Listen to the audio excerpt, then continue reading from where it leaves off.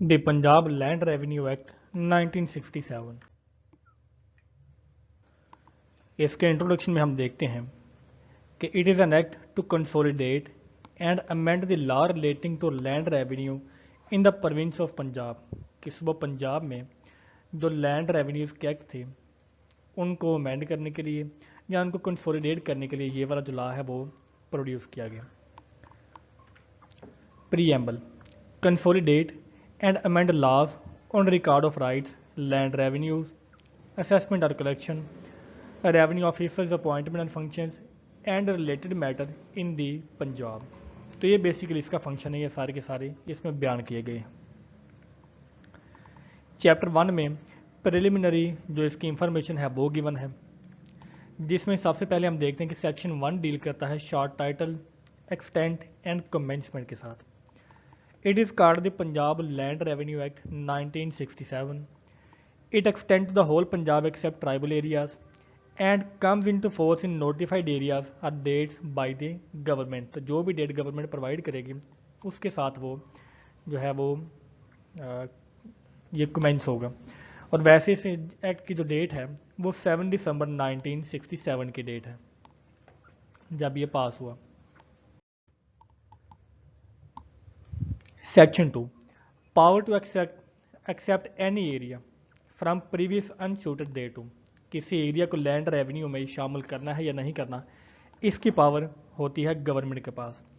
तो government may notify exception of any area from any provision if unsuited provision ceases till rescinded. During exception government may frame consistent rules specifying duration, कि वो कितनी duration के लिए हमने किसी area को लैंड रेवेन्यू से एक्सक्लूड किया है उसकी डेट भी वहाँ पर मेंशन होगी। Exclusion of certain land from operation of this act, assessment and collection of land revenue in applicable to areas notified by the government board of revenue. तो board of revenue ठीक है जिस area के बारे में notify करेगा उसके ऊपर जो लैंड रेवेन्यू जो एक्ट है वो एप्लीकेबल नहीं होगा। Section 4 deals with the definition. Agriculture year से मुराद वो साल जो 1 जुलाई से शुरू होता है या वो डेट जो date board of revenue provide करेगा गवर्नमेंट के अप्रूवल के साथ। अराजी रिकॉर्ड सेंटर से मुराद ये है कि as defined in Punjab land record authority act 2017। तो इस एक्ट में जो उसकी डेफिनेशन बयान की गई है वही डेफिनेशन हम यहाँ पे यूज़ करेंगे। एरियाज ऑफ लैंड रेवेन्यू बाकायदा क्या है कि unpaid land revenue after due date के बाद जो लैंड रेवेन्यू पे नहीं किया गया वो उसके एरिया में शामिल होगा। असेसमेंट सर्कल से मुराद कि होमोजीनियस स्टेट, मतलब एक जैसी स्टेट हो, ऐसा ना हो कि एक शहरी ज़मीन और एक गांव की ज़मीन ले लें, तो वो होमोजीनियस स्टेट होगी, एक जैसी स्टेट होगी फॉर कॉमन रेट, जिसका जो लैंड रेवेन्यू का रेट है वो कॉमन होगा। Recorded in writing by the board of revenue, और असेसमेंट सर्कल को बोर्ड ऑफ रेवेन्यू ने रिकॉर्ड में राइट किया होता है। बोर्ड ऑफ रेवेन्यू से मुराद ठीक है वो जो है वो अदारा है that is establish under Punjab board of revenue act 1957। Boundary mark से मुराद एनी इरेक्शन ऑब्जेक्ट और मार्क, कोई भी जो निशान है जो कि कोई ऑथराइज्ड रेवेन्यू ऑफिसर लगाएगा किसी जगह के ऊपर, ठीक है, एरिया को जो है वो मार्क करने के लिए या उसकी बाउंड्री को मार्क करने के लिए, तो कोई भी वो जो मार्क लेकर आएगा वो बाउंड्री मार्क के तौर पर सामने आएगा।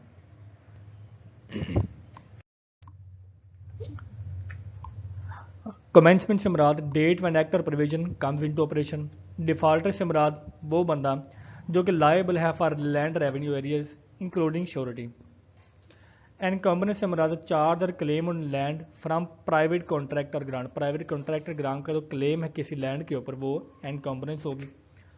एस्टेट से मुराद एक ऐसा एरिया है with separate record of right, जो कि रिकॉर्ड ऑफ राइट का रजिस्टर होता है तहसीलदार वगैरह के पास और पटवारी के पास, उसके अंदर जो एक सेपरेट एरिया है जिसका सेपरेट रिकॉर्ड ऑफ राइट मौजूद है, या जिस लैंड को हमने असेस किया हुआ है सेपरेटली, या हमने इसको डिक्लेयर किया हुआ है एज एन एस्टेट। एस्टेट की डेफिनेशन हम लास्ट पेज पर पढ़ चुके हैं। तो ये तमाम के तमाम जो एरिया होंगे वो एस्टेट की डेफिनेशन में आएंगे। होल्डिंग शेयर और portion of state held by one और joint land owners. Irrigated land से मुराद land irrigated by canal, tubewell, well, lift, spring tank और एनी आर्टिफिशियल मीन्स। ठीक है। कानून गो इंक्लूड सुपरवाइजिंग टप्पेदार, तो सुपरवाइजिंग टप्पेदार हमारे पास कानून गो होता है। Landlord person under whom tenant holds land, ठीक है, वो जो ज़मीन का असल मालिक है वो लैंड लॉर्ड होगा। ठीक है, जिसके अंडर जो हमारा ठेकेदार है वो काम कर रहा होता है। एंड पेज रेंट, और रेंट जो है वो लैंड लॉर्ड को पे किया जाता है। Included lazy predecessors and successors. Land owner includes transferee, leasing farm for areas, possessor or enjoyer of estate or profit, excludes tenant, इसमें टेनेंट शामिल नहीं होगा। ठीक है, ये बाकी जो तमाम के तमाम हैं वो इसमें शामिल होंगे। लैंड रेवेन्यू से मुराद रेवेन्यू। ठीक है। असेस्ड और accessible under this law plus irrigation value increase rates, किसी जो ज़मीन के ऊपर हमने असेसमेंट सर्कल के ऊपर कोई रेवेन्यू को एक्सेस किया हुआ है एक वो रकम, और इसके साथ जो इरीगेशन वैल्यू है वो दोनों को जमा करें तो वो लैंड रेवेन्यू की डेफिनेशन में आएगा। लीगल प्रैक्टिशनर से मुराद as per legal practitioners act 1879 except Mukhtar.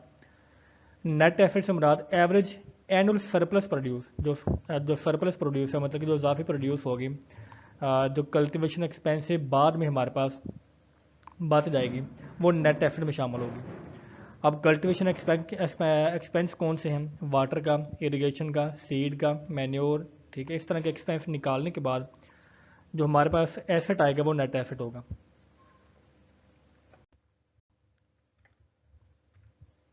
पटवारी से मुराद इंक्लूड्स टप्पेदार और स्पेशल और एडिशनल टप्पेदार, ये दोनों के दोनों पटवारी की डेफिनेशन में शामिल होंगे। पे से मुराद इंक्लूड्स डिलीवरी और render for rent.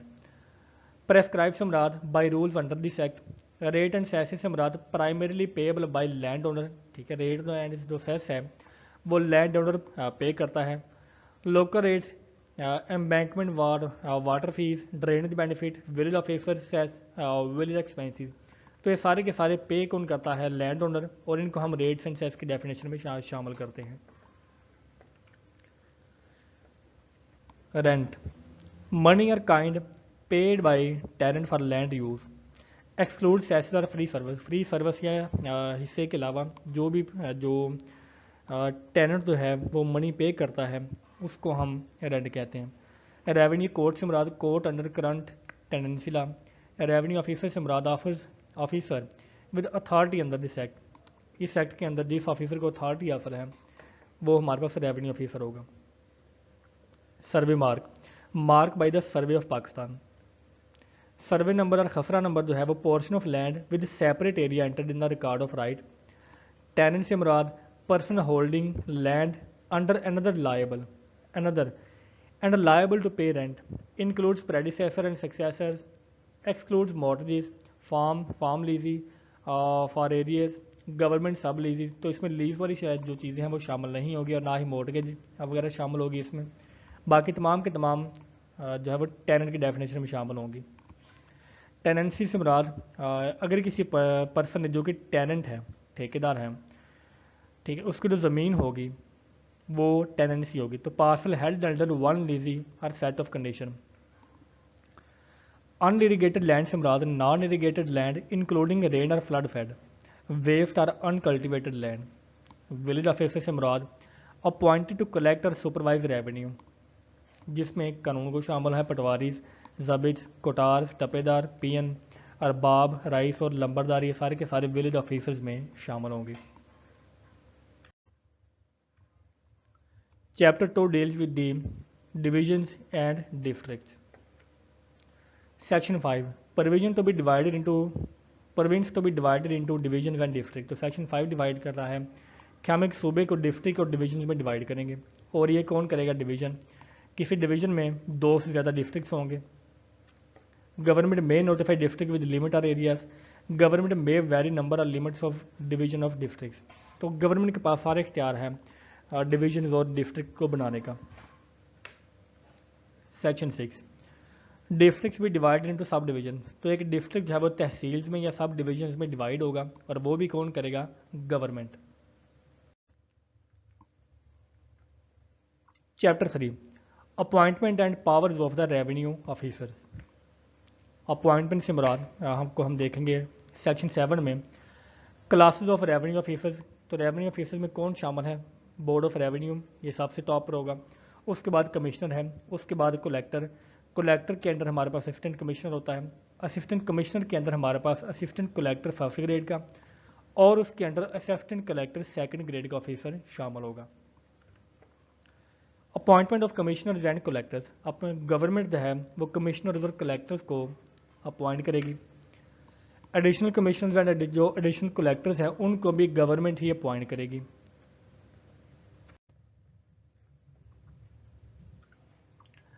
Section 10, assistant commissioners and assistant collectors, इनको भी जो अपॉइंटिंग अथॉरिटी कौन सी है वो गवर्नमेंट है। असिस्टेंट कमिश्नर में head sub division with collector powers, तो एक तहसील का जो हेड होगा लैंड रेवेन्यू के लिए वो असिस्टेंट कमिश्नर होगा under section 16(1). Assistant collector first grade may get collector powers under section 16(1). Such officers exercise powers under collector's control, तो ये तमाम के तमाम किसके अंदर होंगे, जो डिवीजन के अंदर हैं वो कलेक्टर के कंट्रोल में होंगे। तो बेसिकली जो आमतौर पर हमने देखा कि जो तहसीलदार है वो हमारे पास असिस्टेंट कलेक्टर होता है सेकंड ग्रेड का, तो उससे जो हायर पावर है वो असिस्टेंट कलेक्टर फर्स्ट ग्रेड की होगी। तहसीलदार चीफ रेवेन्यू ऑफिसर ऑफ ए तहसील, ठीक है, वो किसी तहसील का चीफ रेवेन्यू ऑफिसर होगा। तहसीलदार एक्सरसाइज असिस्टेंट कलेक्टर पावर्स और ड्यूटीज आर कॉन्फर्ड, ठीक है, तो वो सेकंड ग्रेड का ऑफिसर होता है और उसके पावर जो है वो मिल सकती हैं असिस्टेंट कलेक्टर फर्स्ट ग्रेड की भी। All appointments under this chapter by the notification, तो कोई भी अगर हमने अपॉइंटमेंट करनी है तो उसका नोटिफिकेशन करना लाजमी होगा। एडमिनिस्ट्रेटिव कंट्रोल, सेक्शन 13 में हम देखते हैं कि superintendence and control of revenue board, तो board of revenue under government control, वो गवर्नमेंट के अंडर होगा। Board of revenue control all the revenue officer, तो बोर्ड ऑफ रेवेन्यू के अंदर तमाम के तमाम दूसरे ऑफिसर होंगे। तो हमने देखा कि सबसे पहले गवर्नमेंट है, गवर्नमेंट के अंदर हमने देखा कि जो बोर्ड ऑफ रेवेन्यू है वो काम करता है। बोर्ड ऑफ रेवेन्यू के अंदर हमारे पास जो है वो कमिश्नर होगा, कमिश्नर के अंदर जो है वो हमारे पास जो कलेक्टर है वो होगा, और कलेक्टर के अंदर हमने देखा कि जो मुख्तलिफ असिस्टेंट कमिश्नर्स वगैरह हैं वो होते हैं, और उनके नीचे हमारे पास तहसीलदार वगैरह, तहसीलदार के नीचे जो है वो असिस्टेंट नायब तहसीलदार होगा, और उनके नीचे फिर हमारे जो दूसरे ऑफिसर्स हैं जैसे कानून को, ठीक है, फिर पटवारी वगैरह। तो ये बेसिकली इनका हायरार्किकल स्ट्रक्चर है। Power to distribute business and withdraw and transfer cases, board में डिस्ट्रीब्यूट और विदड्रॉ एनी बिजनेस और case from subordinate officers, तो बोर्ड ऑफ रेवेन्यू के पास पावर है कि वो अगर उनके जूनियर ऑफिसर के पास कोई केस है तो वो उसको विदड्रॉ भी कर सकते हैं या ट्रांसफ़र कर सकते हैं। कमिश्नर और collector may do the same with in their control, तो वो पावर कमिश्नर एंड कलेक्टर के पास भी हैं। विदड्रॉन केसेज में भी डिस्पोज बाय द विदड्रॉयर, ठीक है, अगर केस विदड्रॉ हो चुका है तो वो उसको डिस्पोज भी कर सकता है या किसी दूसरे कॉम्पिटेंट ऑफिसर को रेफर भी कर सकता है। No order empowers officer beyond on jurisdiction, और हर ऑफिसर जो भी काम करेगा वो अपनी जुरिस्डिक्शन के मुताबिक ही काम करेगा, वो उसके से इजाफी तौर पर काम नहीं कर सकता।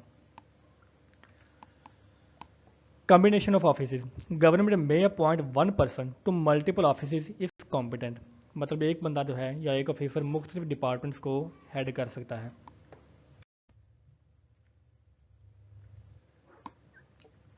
Confinement of powers of revenue officer, government may notify confer और विदड्रॉ कमिश्नर और collector powers on any person, वो किसी भी शख्स के ऊपर जो गवर्नमेंट है वो कमिश्नर या कलेक्टर के पावर्स को लागू कर सकती है, उसको दे सकती है।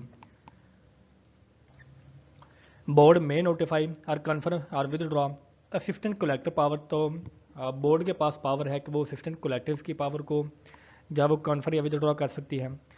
Power exercise within notified limit और classes, officers deemed as such for exercise. Function of revenue officer, board of revenue may notify function of any class of revenue officers unless specified. Retention of power by the revenue officers on transfer, transferred officer retain prior local powers in new area, तो नए area में उनकी जो पुरानी powers थी वो जारी रहेंगी अगर उसका ट्रांसफर हुआ तो अनलेस गवर्नमेंट और बोर्ड डायरेक्ट्स अदरवाइज, जब तक कि गवर्नमेंट या बोर्ड का कोई और हुक्म नहीं आ रहा वो अपनी पावर्स को एक्सरसाइज करेगा ट्रांसफ़र के बाद भी नए ज़िले में या किसी नई जगह के ऊपर। Chapter 4 deals with the procedure of revenue officers. तो सेक्शन 19 सब ऑर्डिनेशन ऑफ रेवेन्यू ऑफिसर्स। तो रेवेन्यू ऑफिसर अपने सुपीरियर की डायरेक्शन के ऊपर काम करेगा और वो उसके सब ऑर्डिनेट होगा। Power to make rules as per procedure. तो first of all board of revenue with government's approval make procedural rules where act is silent. तो प्रोसीजरल रूल जो कि अजाफी रूल होंगे जो कि एक्ट में प्रोवाइड नहीं किए गए, अगर वो रूल बनाने हो तो वो बोर्ड ऑफ रेवेन्यू बनाएगा गवर्नमेंट की अप्रूवल से। रूल्स मे कवर इजेक्टमेंट और possession of enforcement and grant civil court like contempt power. ठीक है, तो ये रूल जिनके बारे में बोर्ड ऑफ रेवेन्यू लेजिस्लेट कर सकता है वो इस तरह के रूल होंगे, सिविल कोर्ट लाइक जो कंटेम्प्ट पावर हैं, या इजेक्टमेंट और पोजेशन इन्फोर्समेंट के हवाले से। इजेक्टमेंट मतलब कि किसी की प्रॉपर्टी से किसी को हटाना या उसको इजेक्ट करना या किसी को पोजेस करवाना, उसको मालिक बनवाना उसको। तो ये सारे जो रूल्स हैं वो बोर्ड ऑफ रेवेन्यू बनाएगा। रेवेन्यू ऑफिसर में रेफर केस टू सब ordinate for report and decide after hearing parties. तो जो सुपीरियर ऑफिसर है वो सब ऑर्डिनेट को कोई केस रिपोर्ट हासिल करने के लिए रेफर कर सकता है। Person by whom appearance and application may be made before and to revenue officer. Appearance और एप्लीकेशन के बारे में हम देखते हैं कि पार्टीज पर्सनली रेवेन्यू ऑफिसर को जो एप्लीकेशन है वो प्रोवाइड कर सकती हैं, या जो पार्टीज का जो ऑथराइज्ड एजेंट है या लीगल प्रैक्टिशनर है वो किसी कंसर्न्ड पार्टी की बेस के ऊपर रेवेन्यू ऑफिसर को कोई एप्लीकेशन प्रोवाइड कर सकता है या उसकी बेस के ऊपर अपीयरेंस दे सकता है।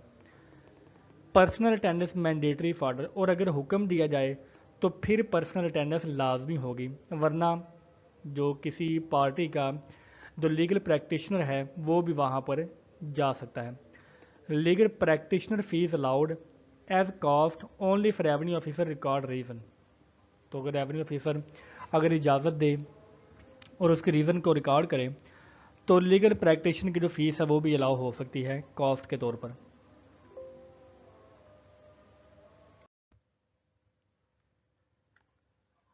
Powers of revenue officer to summon person to give evidence and produce document. तो रेवेन्यू ऑफिसर किसी भी पर्सन को डॉक्यूमेंट या एविडेंस प्रोवाइड करने के लिए बुला सकता है।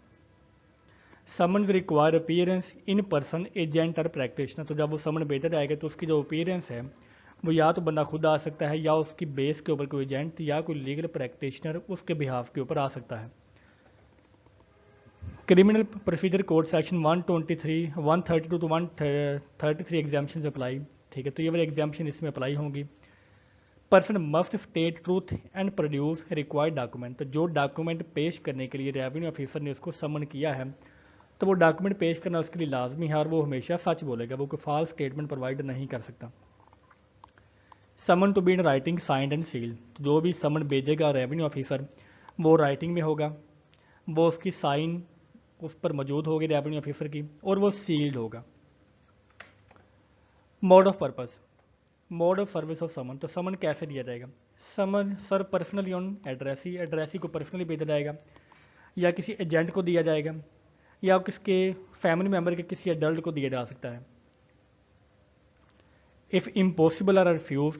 ठीक है, तो अगर ये पॉसिबल ना हो या वो रिफ्यूज़ कर दे तो मतलब कि अगर आपने कोई नोटिस दिया है या समन दिया है तो वो उसको लेने से इनकार कर दे तो आप उसको करीब के जगह के ऊपर अफिक्स कर दें, मतलब उसको लगा दें दीवार के साथ।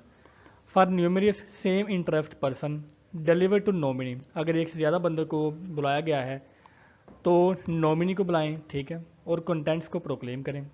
कंटेंट मतलब कि इसमें किस वजह से बुलाया गया है। सब सेक्शन 4 कहता है कि मे सर्व बाय रजिस्टर्ड पोस्ट और इलेक्ट्रॉनिक मीन्स एज डायरेक्टेड। तो वो हम उसको पोस्ट के जरिए भी भेज सकते हैं। Presume valid service in ordinary delivery time और कन्फर्मेशन। तो जब सब सेक्शन 4 के ज़रिए मतलब कि पोस्ट के ज़रिए या किसी इलेक्ट्रॉनिक मीन के ज़रिए अगर किसी रेवेन्यू ऑफिसर ने वो समन भेज दिया है तो उसका मतलब ये है कि उसको वैलिड डिसवर करेगा, प्रिज्यूम करेगा कि वो वहाँ तक पहुँच चुका है। Mode of service of notice order और प्रोक्लेमेशन और कॉपी देर ऑफ। तो मोड जो सर्विस नोटिस का, ऑर्डर के, प्रोक्लेमेशन का सर्विस का जो मोड है वो क्या होगा? Serve as per section 24। तो वो भी सेक्शन 24 के मुताबिक ही होगा। एरर इन नेम और designation not fatal unless substantial injustice. तो अगर किसी नाम या डेजिग्नेशन वगैरह में थोड़ी सी गलती हो गई है तो वो उसको वाइड तस्वर नहीं किया जाएगा। 26 मोड ऑफ मेकिंग प्रोक्लेमेशन, ऐलान करने का तरीका हो गया क्या होगा। तो इन रूल्स में बयान किया गया है कि जो ऐलान होगा वो किसी ड्रम के बेड के ऊपर दिया जा सकता है, गली मोहल्ले में डोर वगैरह बचाकर, या अगर किसी गांव की जो भी कस्टम है उसके मुताबिक। साथ में जो उसकी कॉपी है वो जो करीबी लैंड है उसके ऊपर वो चिपका दी जाएगी, प्लस एनी प्रेस्क्राइब्ड मोड, या इसके अलावा भी अगर कोई मोड अवेलेबल हो उस इलाके में तो वो वहाँ पर इख्तियार किया जाएगा, या प्रेस्क्राइब कर सकते हैं समन में कि वो प्रोक्लेमेशन किस तरह से करनी है। 27 inquiries under the act to be deemed judicial proceeding. तो इस एक्ट के अंदर जो भी इंक्वायरीज होंगी रेवेन्यू ऑफिसर की तरफ से तो वो वैसा ही तस्वर किया जाएगा कि जैसे जुडिशियल जज ने वो इंक्वायरी की है, वो जुडिशियल प्रोसीडिंग ही कंसिडर होंगी। Inquiry will be equal to judicial proceeding under section 193, 219 and 228 of the Pakistan penal code. और रेवेन्यू ऑफिसर जो है वो कोर्ट के हेड के तौर पर काम करेगा। हियरिंग का डिसीजन इन पब्लिक में होगा, और जो पार्टीज एजेंट्स हैं उनको नोटिस भी दिया जाएगा हर एक अपडेट के बारे में। 28 language of the revenue officer, government notifies ordinary language for any area. किसी भी एरिया के लिए जो ऑर्डिनरी लैंग्वेज है वो गवर्नमेंट नोटिफाई करेगी। Arrest of defaulter to be made upon warrant, defaulter arrest only on warrant, तो वारंट हासिल करने के बाद ही डिफॉल्टर को अरेस्ट किया जाएगा। और वो अरेस्ट कौन करेगा, कॉम्पिटेंट रेवेन्यू ऑफिसर, जो कि डिसाइड करेगा। मेनली कमिश्नर या कलेक्टर इसको डिसाइड करते हैं कि वो कॉम्पिटेंट ऑफिसर कौन सा है। Power of revenue officer to enter upon any land और premises for purpose of measurement. तो रेवेन्यू ऑफिसर किसी भी लैंड या प्रेमिसेस में मेजरमेंट वगैरह के लिए, उसकी इंक्वायरी के लिए वहाँ पर जा सकता है। तो रेवेन्यू ऑफिसर और पर्सन अंडर ऑर्डर्स, अगर उसको हुक्म मिला हुआ तो मे एंटर लैंड और premises for measurement, demarcation, soil classification और assessment dwelling on only with the consent of 7 day notice. तो जिस अहाते में उसने जाना है या जिस प्रेमिस में उसने कोई मेजरमेंट वगैरह करनी है तो उसको 7 दिन पहले नोटिस दिया जाएगा कि हम आपके पास इस डेट को वहाँ पर आएंगे। तो जिस जगह पर भी रेवेन्यू ऑफिसर जाएगा उस जगह के मुताबिक अगर वो सोशल या उसकी कोई रिलीजियस वैल्यू मौजूद है तो वो उसको रिस्पेक्ट करेगा। प्लेस ऑफ फिटिंग ऑल, ठीक है, except assistant collector first grade with not jurisdiction. तो जो असिस्टेंट कलेक्टर से हायर ग्रेड के हैं, ठीक है, उसके अलावा जो उसके हायर ऑफिशियल्स हैं वो किसी भी जगह पर जो अपनी प्लेस ऑफ फिटिंग है उसको एक्वायर कर सकते हैं। लेकिन जो असिस्टेंट कलेक्टर फर्स्ट ग्रेड का है वो सिर्फ अपनी ही जुरिस्डिक्शन में किसी भी इंक्वायरी या सीटिंग वगैरह के लिए प्लेस को डिसाइड करेगा। असिस्टेंट कलेक्टर, ठीक है, वो सिर्फ अपने ही डिस्ट्रिक्ट में कहीं पर भी प्लेस ऑफ सिटिंग को डिफाइन कर सकता है। Proceeding had on holidays, proceeding on notified holiday remain valid. अगर किसी छुट्टी वाले दिन के ऊपर जैसे इतवार को कोई प्रोसीडिंग होती है तो वो इनवैलिड नहीं होगी बल्कि वो वैलिड ही तस्वर की जाएगी। Government notifies who uses seals and it size and description. तो किसी भी ऑफिसर की जो सील है वो गवर्नमेंट डिसाइड करेगी। Cost, revenue officer may award और apportional cost must record reason if not following as event. तो जो भी प्रोसीडिंग वगैरह के कॉस्ट हैं वो रेवेन्यू ऑफिसर डिफाइन करेगा। Penalty, failure to attend as required within a state fine up to 500 rupees. अगर किसी स्टेट में किसी का अटेंड होना लाजमी है तो अगर वो वहाँ पर मीटिंग को अटेंड नहीं करता तो उसकी पेनल्टी जो है वो 500 रुपये तक हो सकती है under section 35। Now village officers, chapter 5 को हम डील करते हैं विलेज ऑफिसर के साथ। सेक्शन 36 में rules regulating appointments of the village officer, board of revenue regulate करता है अपॉइंटमेंट को गवर्नमेंट के अप्रूवल से, और वो रूल्स भी बनाता है appointment, duties, pay, punishment and suspension and removal of the village officers. Village officers cess government may impose less than 5% और equal to 5% of the land revenue cess on the state for non servant village officer. तो village officer को 5% जो cess है वो मिल सकता है। और जो बोर्ड ऑफ रेवेन्यू है वो उसके बारे में रूल्स बनाता है कि वो जो किसी एरिया का जो लैंड रेवेन्यू है वो कलेक्ट कैसे होगा, कंट्रोल कैसे होगा और वो डिस्ट्रीब्यूट कैसे होगा। Restriction on attachment or assignment of remuneration of village officer. A remuneration under section 37A1 not attachable by the civil or revenue code. Assignment or charge void unless authorized by the board rules. तो अगर board of revenue जो है वो किसी remuneration को, ठीक है, वो अटैच नहीं करता तो वो वाइड ही तस्वर की जाएगी। मतलब इसके लिए जो बोर्ड ऑफ रेवेन्यू की जो हमारे पास इजाज़त है वो ज़रूरी है। सेक्शन चैप्टर 6 वो डील करता है रिकॉर्ड के साथ, record of right and periodical rights. तो फर्स्ट ऑफ ऑल हम इसको देखेंगे। तो section 39 record of right for each state, ये इसको दिया जाएगा, मतलब उसका बनाया जाएगा हर स्टेट के लिए record of right. Statement of owner tenants और इंटरेस्ट रेंट्स, ठीक है, ये रिकॉर्ड ऑफ राइट में मौजूद होंगे कि किसी जगह का या स्टेट का ओनर कौन सा है, वहाँ पर ठेकेदार कौन सा है, ठीक है, इंटरेस्ट क्या होगा, रेंट वगैरह क्या होंगे, वहाँ पर जो कस्टम्स हैं उनको भी बयान किया जाएगा, उसका मैप वहाँ पर मौजूद होगा और उसके साथ जो प्रेस्क्राइब डॉक्यूमेंट है वो भी वहाँ पर बयान किया जाएगा, सारे का सारा रिकॉर्ड ऑफ राइट में। Making of special revision on the record of right. तो अगर रिकॉर्ड ऑफ राइट में कोई रिवीजन करनी है तो वो board of revenue may notify making और revision if non exist or needed. Make overall और any state in the area, तो वो जो रिवीजन है वो किसी एक स्टेट में, स्टेट के कुछ हिस्से के लिए या स्टेट के सारे एरिया के लिए वो रिवीजन हो सकती है। न्यू रिकॉर्ड डीम्ड ऑफिशियल, अगर नया रिकॉर्ड बनाया जाएगा, ठीक है, तो वो ऑफिशियल तस्वर किया जाएगा। And no effect on prior government presumption, तो पहले से मौजूद गवर्नमेंट प्रिजम्पशंस के ऊपर उस नए रिकॉर्ड का कोई जो है वो असर नहीं होगा। पीरियडिकल रिकॉर्ड क्या होता है? तो collector directs patwari to prepare amended edition periodically, मतलब कि कुछ साल में फॉर एग्जांपल क्वार्टरिकली या साल में 2 दफ़ा या 3 दफ़ा वो जो रिकॉर्ड है वो दोबारा से रिवाइज होता है और वो पटवारी जो है वो पीरियडिकली अमेंडमेंट्स वगैरह जो भी होती हैं वो उनको वहाँ पर नोट करता है। कॉल्ड पीरियडिकल राइट, और हम इसमें जो साल में बार बार या कुछ महीनों के बाद रिकॉर्ड में रिवीजन होती है हम उसको पीरियडिकल राइट कहते हैं। और इसमें इंक्लूड क्या होता है? सेक्शन स्टेटमेंट्स होंगी, प्रेस्क्राइब डॉक्यूमेंट्स वगैरह इसमें शामिल होंगी। और जिसको पीरियडिकल रिकॉर्ड को मेंटेन करना जिम्मेदारी किसकी है? पटवारी की। Patwari maintain mutation registers and others. तो पीरियडिकल रिकॉर्ड में जो डॉक्यूमेंट्स वगैरह हैं जैसे कि इंतकाल के रजिस्टर्स वगैरह होते हैं वो सारे के सारे उसी में बयान किए जाएंगे और इसकी जो जिम्मेदारी है वो पटवारी के ऊपर होती है। सेक्शन 41 ने प्रिपरेशन ऑफ कंप्यूटराइज रिकॉर्ड। अब सेक्शन 41 ने ये अमेंडमेंट है और एडिशन ये है कि जो भी रिकॉर्ड है अब हम उसको कंप्यूटर में भी अमेंड करके डाला करेंगे।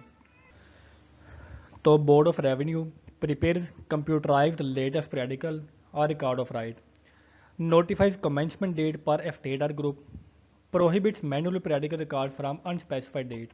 तो अगर कोई अनस्पेसिफाइड डेट में रिकॉर्ड आया है तो वो उसको वहाँ पर एंट्री नहीं की जाएगी। सिंपल अल्फाज में जो भी डाटा हमारा पास मैनुअल रिकॉर्ड में था अब उसको कंप्यूटर के रिकॉर्ड में कन्वर्ट किया जाता है। कंप्यूटराइज्ड पीरियडिकल रिकॉर्ड्स, तो पीरियडिकल रिकॉर्ड्स को भी कंप्यूटर में जो अपलोड करना है वो लाजमी है।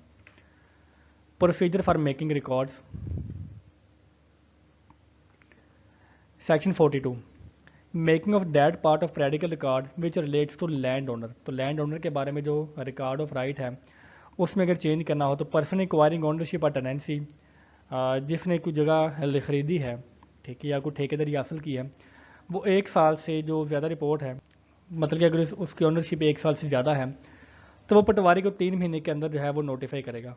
पटवारी इसका जो रिकॉर्ड है वो रोज़नामचे में रिकॉर्ड करेगा और उसको जो रिकॉर्ड की कॉपी है जो किसने रोज़नामचे में दर्ज की है वो उसको फ्री में कॉपी देगा और वो उसकी एक कॉपी जो यूनियन एडमिनिस्ट्रेशन ऑफिस है वो उसको भी सेंड करेगा। Guardian report for minor and capable, तो guardian minor and capable person के लिए जो गार्डियन रिपोर्ट है, ठीक है, वो भी प्रिपेयर करेगा patwari. Patwari enters reports plus non unreported acquisition in mutation register and roznamcha, मतलब कि जो भी हमारे पास इंतकाल वगैरह का जो रजिस्टर है और जो रोज़नामचा का रजिस्टर है उनके रिलेटेड जो भी एंट्री होगी वो वहाँ पर रेगुलरली अपलोड की जाएगी और जो रिपोर्ट होगी, ठीक है, उसको एज प्रेस्क्राइब डिस्प्ले भी किया जाएगा। अगर पटवारी ऐसा नहीं करता report by registered post to revenue officer and union nazim. तो अगर इंतकाल वगैरह की जो हाज़री है या जो नोटिस है वो वहाँ पर रजिस्टर में दर्ज नहीं करता पटवारी, तो उसकी जो रिपोर्ट है वो रजिस्टर्ड पोस्ट के ज़रिए रेवेन्यू ऑफिसर को दी जा सकती है या और यूनियन नाज़म को भी दी जा सकती है। और उसके बाद वो म्यूटेशंस में जो रेवेन्यू ऑफिसर जो हैं वो उनको एंटर करेंगे। Revenue officer enquires correctness and orders entries in the periodical record. तो अगर रेवेन्यू ऑफिसर को कोई दरख्वास्त मिलती है कि जो पीरियडिकल रिकॉर्ड वगैरह है वहाँ पर एंट्री नहीं हुई, तो रेवेन्यू ऑफिसर इंक्वायरी करेगा, करेक्टनेस करेगा, ठीक है, और फिर पीरियडिकल रिकॉर्ड में इसको एंटर करने का हुक्म भी देगा। Except inherent F R registered deed और court order in presence of inquiry identified by the two respectable, ठीक है। तो दो जो रिस्पेक्टेबल्स हैं जैसे कि लंबरदार हो गए या ज़िला तहसील टाउन काउंसिल मेंबर हो गए, वो उसको आइडेंटिफाई या उसको तस्दीक करेंगे। Inquiry in common assembly of the state, और अगर कोई रेवेन्यू ऑफिसर इंक्वायरी करता है तो वो कॉमन असेंबली ऑफ स्टेट में होगी। ऑर्डर करेगा revenue officer insert new right, ठीक है, कि वहाँ पर नया राइट जो ऑनरशिप या टेनेंसी का है वो ऐड किया जाए, या वो ऑर्डर करेगा कि जो ऑब्सोलीट रिकॉर्ड है वो उसको डिलीट किया जाए। No order within 3 months report delete to collector. अगर 3 महीने के अंदर कोई फैसला नहीं होता, उसकी जो रिपोर्ट है वो कलेक्टर को दी जाएगी। Gist of order send to inquiry, तो जो भी वहाँ पर इंक्वायरी की मिनट्स ऑफ मीटिंग होंगे या जो भी इंक्वायरी में जो जो कुछ डिसीजन होता रहा है उसका जो एक समरी है वो एक्वायरी को, जो एक्वायर कर रहा है ओनरशिप को या जो जगह को ले रहा है उसको भी दी जाएगी, और साथ में यूनियन एडमिनिस्ट्रेशन ऑफिस को भी वो कॉपी भेजी जाएगी उस ऑर्डर की। Report of acquisition of right, अगर कोई बंदा एक्विजिशन ऑफ राइट हासिल करता है तो इसकी जो रिपोर्ट है from notified date under section 41A2 report to अराजी रिकॉर्ड सेंटर में वहाँ पर 3 महीने के अंदर भेजी जाएगी उस रिपोर्ट की कि किसी बंदे ने वो जगह हासिल कर ली है। अब उसकी जो रिपोर्ट है अराजी रिकॉर्ड सेंटर में 3 महीने के अंदर भेजी जाएगी, और ये सारी इंक्वायरी वगैरह होने के बाद है। Garden report for minor or incapable center process as per PLRA 217 rules till Punjab land revenue act rules following act rules. तो जब तक ये रूल लागू नहीं होता उस वक्त तक वही रूल जो है वो लागू होंगे वहाँ पर। Making of that part of periodical record which relate to other person, periodical record में वो हिस्सा बनाना जो कि दूसरे अशखास के साथ रिलेट करता है, मतलब कि वो डायरेक्ट ओनर के साथ रिलेट नहीं करता। Undisputed non under section 42 interest patwari records as prescribed disputed और म्यूटेशन रजिस्टर, ठीक है, डिस्प्यूटेड रजिस्टर वगैरह है, अगर कोई जगह डिस्प्यूटेड है तो वो उसको म्यूटेशन रजिस्टर में जो है वो रिकॉर्ड भी करेगा। मतलब कि अगर वो डिस्प्यूटेड एरिया है तो उसको उसी के हिसाब से प्रेस्क्राइब मैनर में उसको दर्ज करेगा। अगर वो कोई जगह डिस्प्यूटेड है तो वो उसकी म्यूटेशन के रजिस्टर में दर्ज करेगा, ठीक है। और ये वाला जो सेक्शन है जैसे कि सेक्शन 42 का सब सेक्शन 6 वगैरह है, ये सारे के सारे इस पर अप्लाई होंगे। अगर कोई भी इंक्वायरी वगैरह चलती है तो वो इन रूल्स के सब्जेक्ट होगा। और जो भी इंटरेस्ट वहाँ पर कोई दर्ज वगैरह किया जा सकता है तो पटवारी इसको रिकॉर्ड करेगा और उसको अराजी सेंटर में उसके जो कॉपी वगैरह है वो सेंड भी किया करेगा, और जो सेंटर है वो उसको कंप्यूटराइज रिकॉर्ड में भी नोट करेगा मैनुअल एंट्री के एडिशन में।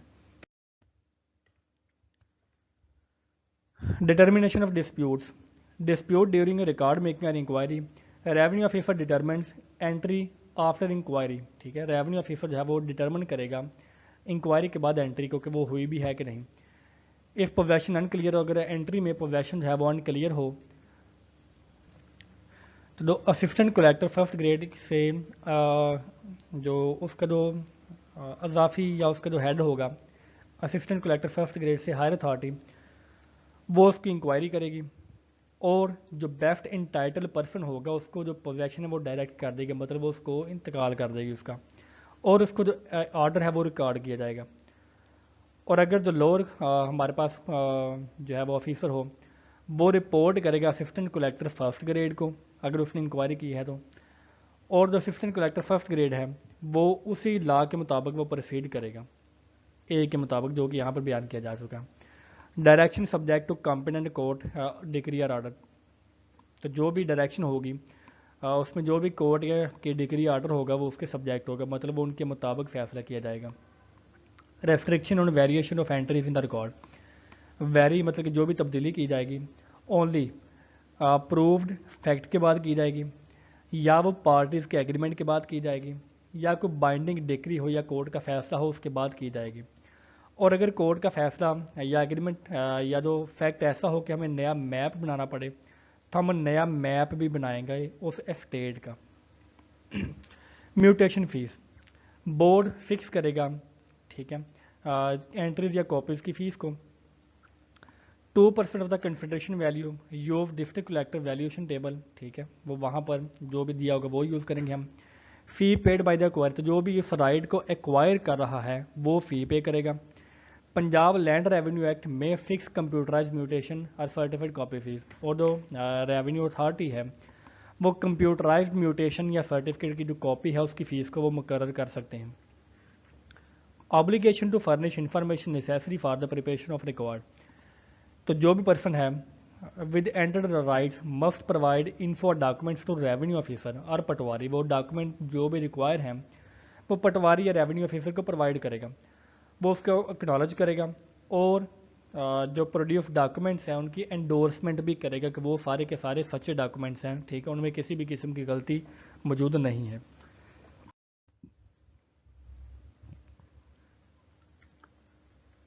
Section 48 penalty subject to sub section 2, fail report under section 42 और 42A विद इन 3 मंथ्स और इन्फो अंडर सेक्शन 47, तो अगर कोई बंदा रिपोर्ट जो सेक्शन 42 और 42A के अंदर दर्ज है कि वो उसको रिपोर्ट करेगा, 3 महीने के अंदर उसकी रिपोर्ट नहीं होती, या सेक्शन 47 के मुताबिक, ठीक है, अगर उस पर अमल दरामद नहीं होता कि वो डॉक्यूमेंट किसी रेवेन्यू ऑफिसर को प्रोवाइड नहीं करता, या वो झूठी या जाली डॉक्यूमेंट प्रोवाइड करता है, तो उसकी जो फ़ाइन होगा वो 500 रुपये से कम होगा, और वो देगा कौन, कलेक्टर उसको इम्पोज करेगा। Registered document registering authority reports to patwari और Arazi record centre as prescribed. Now हमारे पास पार्ट है right of government and presumption with respect to the two and to other matter, तो गवर्नमेंट के हम राइट को आप यहाँ पर बयान करेंगे। तो गवर्नमेंट का राइट पहला क्या है कि जो भी माइंस और मिनरल्स हैं वो गवर्नमेंट के अंडर होंगे, चाहे वो फेडरल हो, ठीक है, जो फेडरल गवर्नमेंट है उसके अंदर न्यूक्लियर ऑयल गैस की जो ज़खायर है वो होंगे, मतलब उनकी मालिक वो हैं, और जो पंजाब गवर्नमेंट है वो दूसरे ज़खायर की मालिक होगी, डिस्पाइट लॉ कंट्रैक्टर कस्टम, ठीक है, किसी कस्टम लॉ कंट्रैक्ट या जो लॉ वगैरह है उनके बगैर या वो वहाँ पर लागू नहीं होंगे, उनकी मालिक हमेशा जो है वो गवर्नमेंट ही होगी, किसी भी मादनियात या गारों वगैरह की, मिनरल्स की। प्रिजम्पशन एफ to ownership of forest quarries and waste land, तो सिंपल अल्फाज में जो किसी भी जंगल की क्वायरीज की या कोई भी वेस्ट लैंड है उसकी जो मालिक होगी, ठीक है, वो गवर्नमेंट ही होगी। तो जब तक इन रूल्स के तहत वो रिबटल नहीं होती, वो तब तक गवर्नमेंट के अंडर ही उसकी पोजेशन रहेगी। Compensation for infringement of rights of third parties in exercise of right of government, infringement by government right exercise, तो ठीक है, तो अगर गवर्नमेंट अपना राइट एक्सरसाइज करती है तो वो कंपनसेशन भी प्रोवाइड करेगी as per land acquisition act 1894। Presumption in favour of entries in record of rights and periodical records, entries पर डिज्यूम ट्रू, ठीक है, तो जो भी एंट्री वहाँ पर की जा चुकी है पीरियडिकल रिकॉर्ड में या रिकॉर्ड ऑफ राइट में, तो वो सच ही तस्वर की जाएंगी until proved unlawful. Suit for declaratory decrees by person aggrieved by any entry the record, तो रिकॉर्ड में अगर किसी कोई एंट्री गलत हो चुकी है और किसी बंदे को नुकसान हुआ है, ठीक है, तो उसके लिए वो सूट जो है वो डेक्लेरेशन प्रोवाइड कर सकता है, ठीक है, under the sub section 6 of the specific relief act 1877। Supplementary provisions 54 record of right and periodical record for group of state, तो बोर्ड में डायरेक्ट ग्रुप रिकॉर्ड, ठीक है, वो ग्रुप रिकॉर्ड को भी बना सकता है। चैप्टर अप्लाइज एफ the group is equal to state, तो वहाँ पर कंसिडर ये होगा कि जो ग्रुप है वो एक स्टेट के बराबर ही है। Power to call for information, board में रिक्वायर ओनरशिप एक्सटेंट इन्फो, ठीक है, इन नोटिफाइड फॉर्म टाइम और authority. Failure fall for omission, ठीक है, तो इसकी जो सज़ा होगी, अगर गवर्नमेंट कोई इंफॉर्मेशन को चाहती है और कोई बंदा उसको फेल करता है वो प्रोवाइड करने से, तो उसको जो सज़ा है वो ज़्यादा से ज़्यादा 2 साल तक हो सकती है, उसको जुर्माना होगा या उसको दोनों सज़ाएँ हो सकती हैं। Cognizance only on authorised revenue officer complaint, तो वो जो ऑफेंस है वो कोग्निजेंस उसी वक्त होगा जब कोई रेवेन्यू ऑफिसर कंप्लेंट करेगा। Power to make rules respecting records and other matters connected date, तो बोर्ड गवर्नमेंट के अप्रूवल से जो भी ला है, ठीक है, सर फॉर एग्जाम्पल सर्वे के बारे में, उस जो रिकॉर्ड ऑफ राइट की लैंग्वेज के बारे में, इंक्वायरीज वगैरह के बारे में, वो सारे के सारे जो रूल है वो बनाएगा कौन? गवर्नमेंट। बोर्ड बनाएगा गवर्नमेंट के अप्रूवल से। चैप्टर 7 डील करता है, अब हम देखेंगे असेसमेंट को। तो section 56 assessment of land revenue के, किसी जो स्टेट है या कोई भी जगह है वहाँ पर कितना रेवेन्यू हम इकट्ठा करेंगे, उसकी जो असेसमेंट करनी है ओवरऑल, उसके बारे में हम देखते हैं। All land liable to land, तो जिनकी एक्सेप्शन प्रोवाइड की गई है उनके अलावा तमाम लैंड जो है वो रेवेन्यू के लिए लायबल है, मतलब उनके ऊपर लैंड रेवेन्यू देना पड़ेगा। एग्जाम्प्टेड बाय कॉन्ट्रैक्टर लॉ, अगर कोई ऐसा लॉ या कॉन्ट्रैक्ट मौजूद है तो वो उसके लिए एग्जाम्प्ट हो सकता है। विलेज साइट जो है वो, अगर कोई गांव के मकानों की जगह है तो वो लैंड रेवेन्यू में लायबल नहीं होगी। कंटोनमेंट की जो जगह है वो लैंड रेवेन्यू में के लिए नहीं होगी। अंडर पंजाब अर्बन वो इमूवेबल प्रॉपर्टी टैक्स एक्ट 1958, तो अगर कोई जो लैंड है वो इस एक्ट के तहत फॉल करती है उसमें, तो वहाँ पर भी टैक्स नहीं लिया जाएगा। जो वेस्ट और बैरन अनकल्टिवेटेड लैंड है वहाँ पर टैक्स नहीं लिया जाएगा, ठीक है। शर्त क्या है कि वो जो वेस्ट लैंड है उसको 6 साल से ज़्यादा अरसा हो चुका हो। असेस्ड इन कैश, ठीक है, तो जिसको कैश में असेस किया जा चुका हो तो वो लैंड रेवेन्यू के लिए जो है वो नहीं होगी। अच्छा, वो लैंड रेवेन्यू के लिए होगी, तो जो भी हम असेसमेंट करेंगे वो कैश में करेंगे, ठीक है, कि कितने रुपया उसका जो लैंड रेवेन्यू होगा। एज फिक्स्ड एनुअल चार्ज हम वहाँ पर उसको जो है वो प्रोवाइड करेंगे कि इसका जो रेवेन्यू चार्ज है एनुअल वो कितना होगा। उसमें लंप सम या इंस्टॉलमेंट शामिल होंगी। प्रेस्क्राइब्ड रेट पर एकड़ और यूनिट भी वहाँ पर दर्ज हो सकता है कि एकड़ का कितना लैंड रेवेन्यू होगा। ऑन सोन मेच्योर्ड और cultivated area harvest or years, no sliding scales on market price, तो मार्केट प्राइस जैसे चेंज होती है उसके मुताबिक जो है वो, अगर एक दफ़ा असेसमेंट हो चुकी है तो वो चेंज असेस्ड जो रेट है वो चेंज नहीं होगा, इट मीन्स कि वो फिक्स हो जाएगा। Exemptions of land revenue from रेबाई 1982-83, no land revenue assess if owner has, तो अगर जो 1982 से 3 तक, ठीक है, या उसके बाद जो है, अगर किसी ओनर के पास इरीगेटेड लैंड जो है वो 2.5 एकड़ से कम है या अनइरीगेटेड लैंड 5 एकड़ से कम है, ठीक है, तो उसके ऊपर कोई लैंड रेवेन्यू नहीं होगा। या जो मिक्स हो, मतलब किसी ओनर के पास इरीगेटेड लैंड भी हो और अनइरीगेटेड लैंड भी हो, तो इन दोनों को मिलाकर हमने देखा कि जो मिक्स्ड अंडर जो है वो 2.5 एकड़ से कम अगर उसके पास जगह हो इरीगेटेड एकर्स, ठीक, इक्विवेलेंट में, तो उसके ऊपर कोई जो लैंड रेवेन्यू एक्ट है वो नहीं होगा। असेसमेंट की बेस क्या होगी? वो average money value of the grass produce of A state और ग्रुप, के वो स्टेट जो है या वो जो खेत है वो कितना जो एवरेज मनी प्रोड्यूस करती है, या ठीक है उसका रेवेन्यू एक साल में कितना आता है, उसकी बेस के ऊपर हम इसको असेस करेंगे, ठीक है। मिसाल के तौर पर गंदम की फसल अगर 1 एकड़ जो है वो 50 मन देती है, तो उस रेट के हिसाब से हम असेसमेंट करेंगे कि इस जगह का जो लैंड रेवेन्यू है वो कितना होगा। एस्टिमेटेड, और हम इसको एस्टिमेट करेंगे as prescribed in this rules. Limit of assessment fix charges are average annual from rate 1/4 net assessment of assessment circle, तो नेट असेसमेंट सर्कल की जितनी नेटवर्थ होगी, जो फिक्स चार्ज होगा वो मैक्सिमम उसके 1/4 हिस्से के बराबर होगा, ठीक है, मतलब 1/4 हिस्से से ज़्यादा वो नहीं हो सकता। General assessments section 59 notification of intended reassessment and instructions as to principle of assessment. General या हमने स्पेशल असेसमेंट करनी हो या रीअसेसमेंट करनी हो तो वो गवर्नमेंट जो है वो सैंक्शन और नोटिफाई करेगी। गवर्नमेंट में इशू कंसिस्टेंट इंस्ट्रक्शंस। तो असेसमेंट को डिटरमिन करने का मोड क्या होगा कि हमने असेसमेंट किस तरह से करनी है, तो वो जो है वो डिफाइन करेगा रेवेन्यू ऑफिसर। प्रपोजल रिपोर्टेड विया कमिश्नर फॉर बोर्ड सैंक्शन। तो हम कमिश्नर के ज़रिए बोर्ड को सैंक्शन के ज़रिए वो प्रपोजल भेजेंगे और वो करेगा कौन है, revenue officer. Announcement of assessment, board order करेगा। रेवेन्यू ऑफिसर डिटरमिन्स पर स्टेट और announces as prescribed. Declares effective date, ठीक है, कि कहाँ से हमारा जो असेसमेंट है वो स्टार्ट होगी, वो कौन डिफाइन करेगा, रेवेन्यू ऑफिसर हमारा। Take effect subject to act, ठीक है।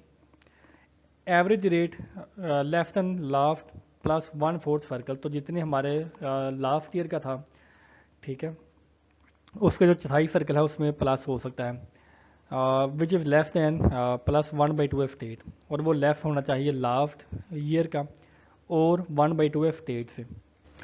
तो अगर हम इनको डिटेल से देखें तो हम इस रूल को मेन पढ़ते हैं कि after consideration of proposals submitted by the revenue officer under the provision of section 60 the board of revenue shall pass such orders as may deem fit. मतलब कि वो जो प्रपोजल कौन बजेगा, रेवेन्यू ऑफिसर, और उसको सैंक्शन कौन करेगा, board of revenue. Subject to provisions of the sub section 3 and 4, ठीक है। तो सब सेक्शन 3 और 4 जो हैं वो जो यहाँ पर बयान की गई हैं ये वाली, ठीक है, वो यहाँ पर इनके सब्जेक्ट होगा वो। उसके बाद हम देखते हैं and on the receipt of such order the revenue officer shell make an order determining the assessment. और अगर द बोर्ड ऑफ रेवेन्यू है वो उसको सैंक्शन कर देता है असेसमेंट को, तो उसका जो बाकी सारा प्रोसीजर है वो रेवेन्यू ऑफिसर करेगा। At the time of announcing the assessment the revenue officer shall also declare the date from which it are to take effect. और वो जो हमारी असेसमेंट है किस डेट से स्टार्ट होगी वो डिफाइन करेगा revenue officer. Subject to provisions of sub section 4 the average rate of assessment imposed under the provision of the sub section 1 on any assessment circle forming part of an area in respect of which a notification has been issued under subsection 2 of the section 59, ठीक है, इसके मुताबिक shall not exceed the rate of assessment imposed at the last previous assessment, कि जो previous assessment थी उससे ज़्यादा उसका रेट नहीं होगा, ठीक है। और अगर उसमें कोई इंक्रीज़ होना भी है तो वो उसको चौथाई हिस्से से ज़्यादा इंक्रीज़ नहीं होगा। फॉर एग्जांपल हमारे पास जो लास्ट असेसमेंट का जो रेट था वो 100 था अगर हम नई असेसमेंट करते हैं तो उसका जो रेट है वो कितना इंक्रीज़ हो सकता है, लास्ट असेसमेंट के चौथाई से। लास्ट असेसमेंट का चौथाई क्या बनता है, 25। तो हम मैक्सिमम जो असेसमेंट में इंक्रीज़ है वो 25 तक कर सकते हैं। मतलब कि हमारे जो न्यू असेसमेंट है उसकी जो लैंड रेवेन्यू है वो मैक्सिमम 125 तक हो सकता है, इससे ज़्यादा वो नहीं हो सकता। तो यही कंडीशन हमने ये वाली सब सेक्शन 3 में बयान कर दी है कि एवरेज रेट जो है वो लास्ट के बराबर होगा और साथ में उसका जो 1/4 हिस्सा है उतनी उसमें एडिशन हो सकती है। तो 1/4 हमारे पास जो एडिशन होगी वो किसी असेसमेंट सर्कल की होगी और 1/2 इंक्रीज़ हो सकता है किसी स्टेट के लिए, ठीक है, किसी खास जगह के लिए वो 1/2 इंक्रीज़ हो सकता है। Limit in applicable to unassessed land, और ये जो लिमिट है कि वो 1/4 लास्ट ईयर से ज़्यादा नहीं हो सकता। तो अगर लास्ट असेसमेंट में वो जो लैंड है वो असेस ही नहीं हुई तो ये लिमिट वहाँ पर अप्लाई भी नहीं हो सकती, ये कॉमन सेंस है। Post land, canal irrigated, urban circle, ठीक है, तो ये यहाँ पर इनकी एक्सक्लूजन है। Exclude from calculation, new canal rent rate जो है वो सिमिलर लैंड के मुताबिक होगा। Application for reconsideration of assessment, तो असेसमेंट की रिकन्सिडरेशन के लिए हम जो एप्लीकेशन है वो जो ओनर है वो प्रोवाइड करेगा 30 डेज़ के अंदर अनाउंसमेंट के। ऑर्डर स्टेट पर्सन रीज़न, ठीक है, वो जो ऑर्डर है जो भी इसके बाद दिया जाएगा वो उसके साथ उसके रीज़न भी प्रोवाइड किए जाएंगे कि अगर हमने इसको रीअसेस किया है तो क्यों किया है। Confirmation and duration of assessment final only after board confirmation. तो जो असेसमेंट को फाइनल कौन करेगा? Board of revenue. कमिश्नर और board may modify before confirmation. Enhancement notice by section 26 proclamation. Enhancement अगर किसी में एनहेंसमेंट हुई है तो उसका जो सेक्शन 26 में मेथड बयान किया गया है प्रोक्लेमेशन का, तो उसके मुताबिक प्रोक्लेमेशन की जाएगी। उसके पिटिशन किसके ऊपर होगी? बोर्ड रेवेन्यू ऑफिसर के ऊपर। इंक्वायरी रिपोर्ट और हियरिंग इफ डिजायर्ड, तो वो भी सारा रेवेन्यू ऑफिसर ही करेगा।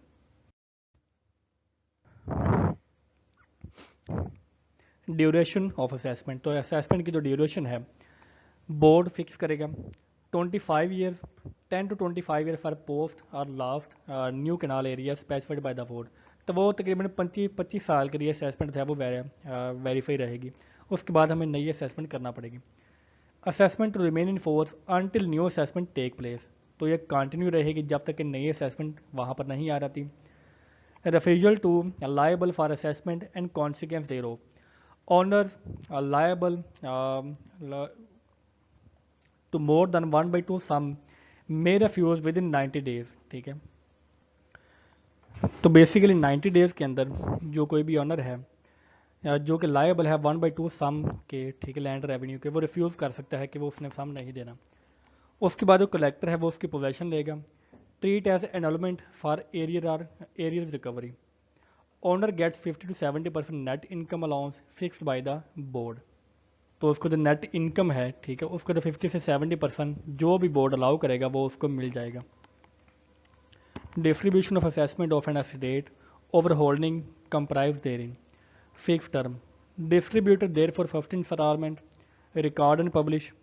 Collector may revise for reason while in force, और देन इसको वो पब्लिश करेगा। रेट क्या होगा?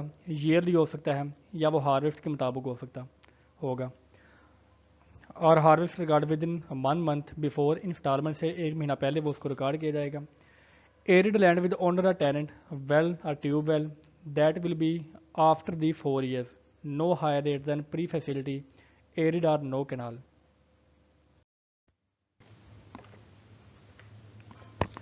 Section 68 application for amendment of the distribution of assessment. तो इसकी जो एप्लीकेशन होगी अमेंडमेंट के लिए वो अफेक्टेड पर्सन 30 दिन के अंदर, ठीक है, पब्लिकेशन के वो दे सकता है कि जिस डेट को असेसमेंट पब्लिक हो चुकी है, वो नोटिस उसका लग चुका है, उसके 30 दिन के अंदर एग्रीव्ड पर्सन उसकी जो एप्लीकेशन है वो दे सकता है। ऑर्डर स्टेट्स रीज़न, ठीक है, तो जो भी इसके बाद ऑर्डर होगा उसकी बाद में रीज़न भी प्रोवाइड की जाएगी। Appeal from orders under section 62 and 68 वो लाई करती है सबसे पहले कमिश्नर के ऊपर अपील करेगा, और कमिश्नर के बाद वो अपील लाई करेगी बोर्ड के ऊपर। स्पेशल असेसमेंट, स्पेशल असेसमेंट जो है वो डिस्पाइट सेक्शन 64 एंड 65, ठीक है, ये यहाँ पर लागू नहीं हो, तो उनके बावजूद जो स्पेशल असेसमेंट जो है वो की जाएगी उसकी फार्म को चेंज करने के लिए या उसके नेचर को चेंज करने के लिए, गवर्नमेंट की सेल लीज या ग्रांट को पैदा करने के लिए, पोस्ट एनरोलमेंट रेफ्यूजल फार्म एक्सपायरी, ठीक है, इनकी एक्सपायरी के बाद उसमें कुछ चेंजिंग वगैरह करने के लिए हम स्पेशल असेसमेंट करेंगे। किसी वाटर सैंड या कैलेमिटी के बाद किसी रिवीजन के लिए हम स्पेशल असेसमेंट करेंगे, ठीक है। वैसे तो असेसमेंट आमतौर पर 25 साल तक वो वैलिड रहती है, लेकिन इन केसेस में हम स्पेशली उसको असेस कर सकते हैं। ओमिटेड पास्टर और प्रोडक्ट्स और rights under sub section 49 and 50, ठीक है, तो इसके बाद जो हमारे पास ओमिट होंगे कुछ प्रोडक्ट्स या राइट्स वगैरह, उनको ठीक करने के लिए हम स्पेशल असेसमेंट करेंगे।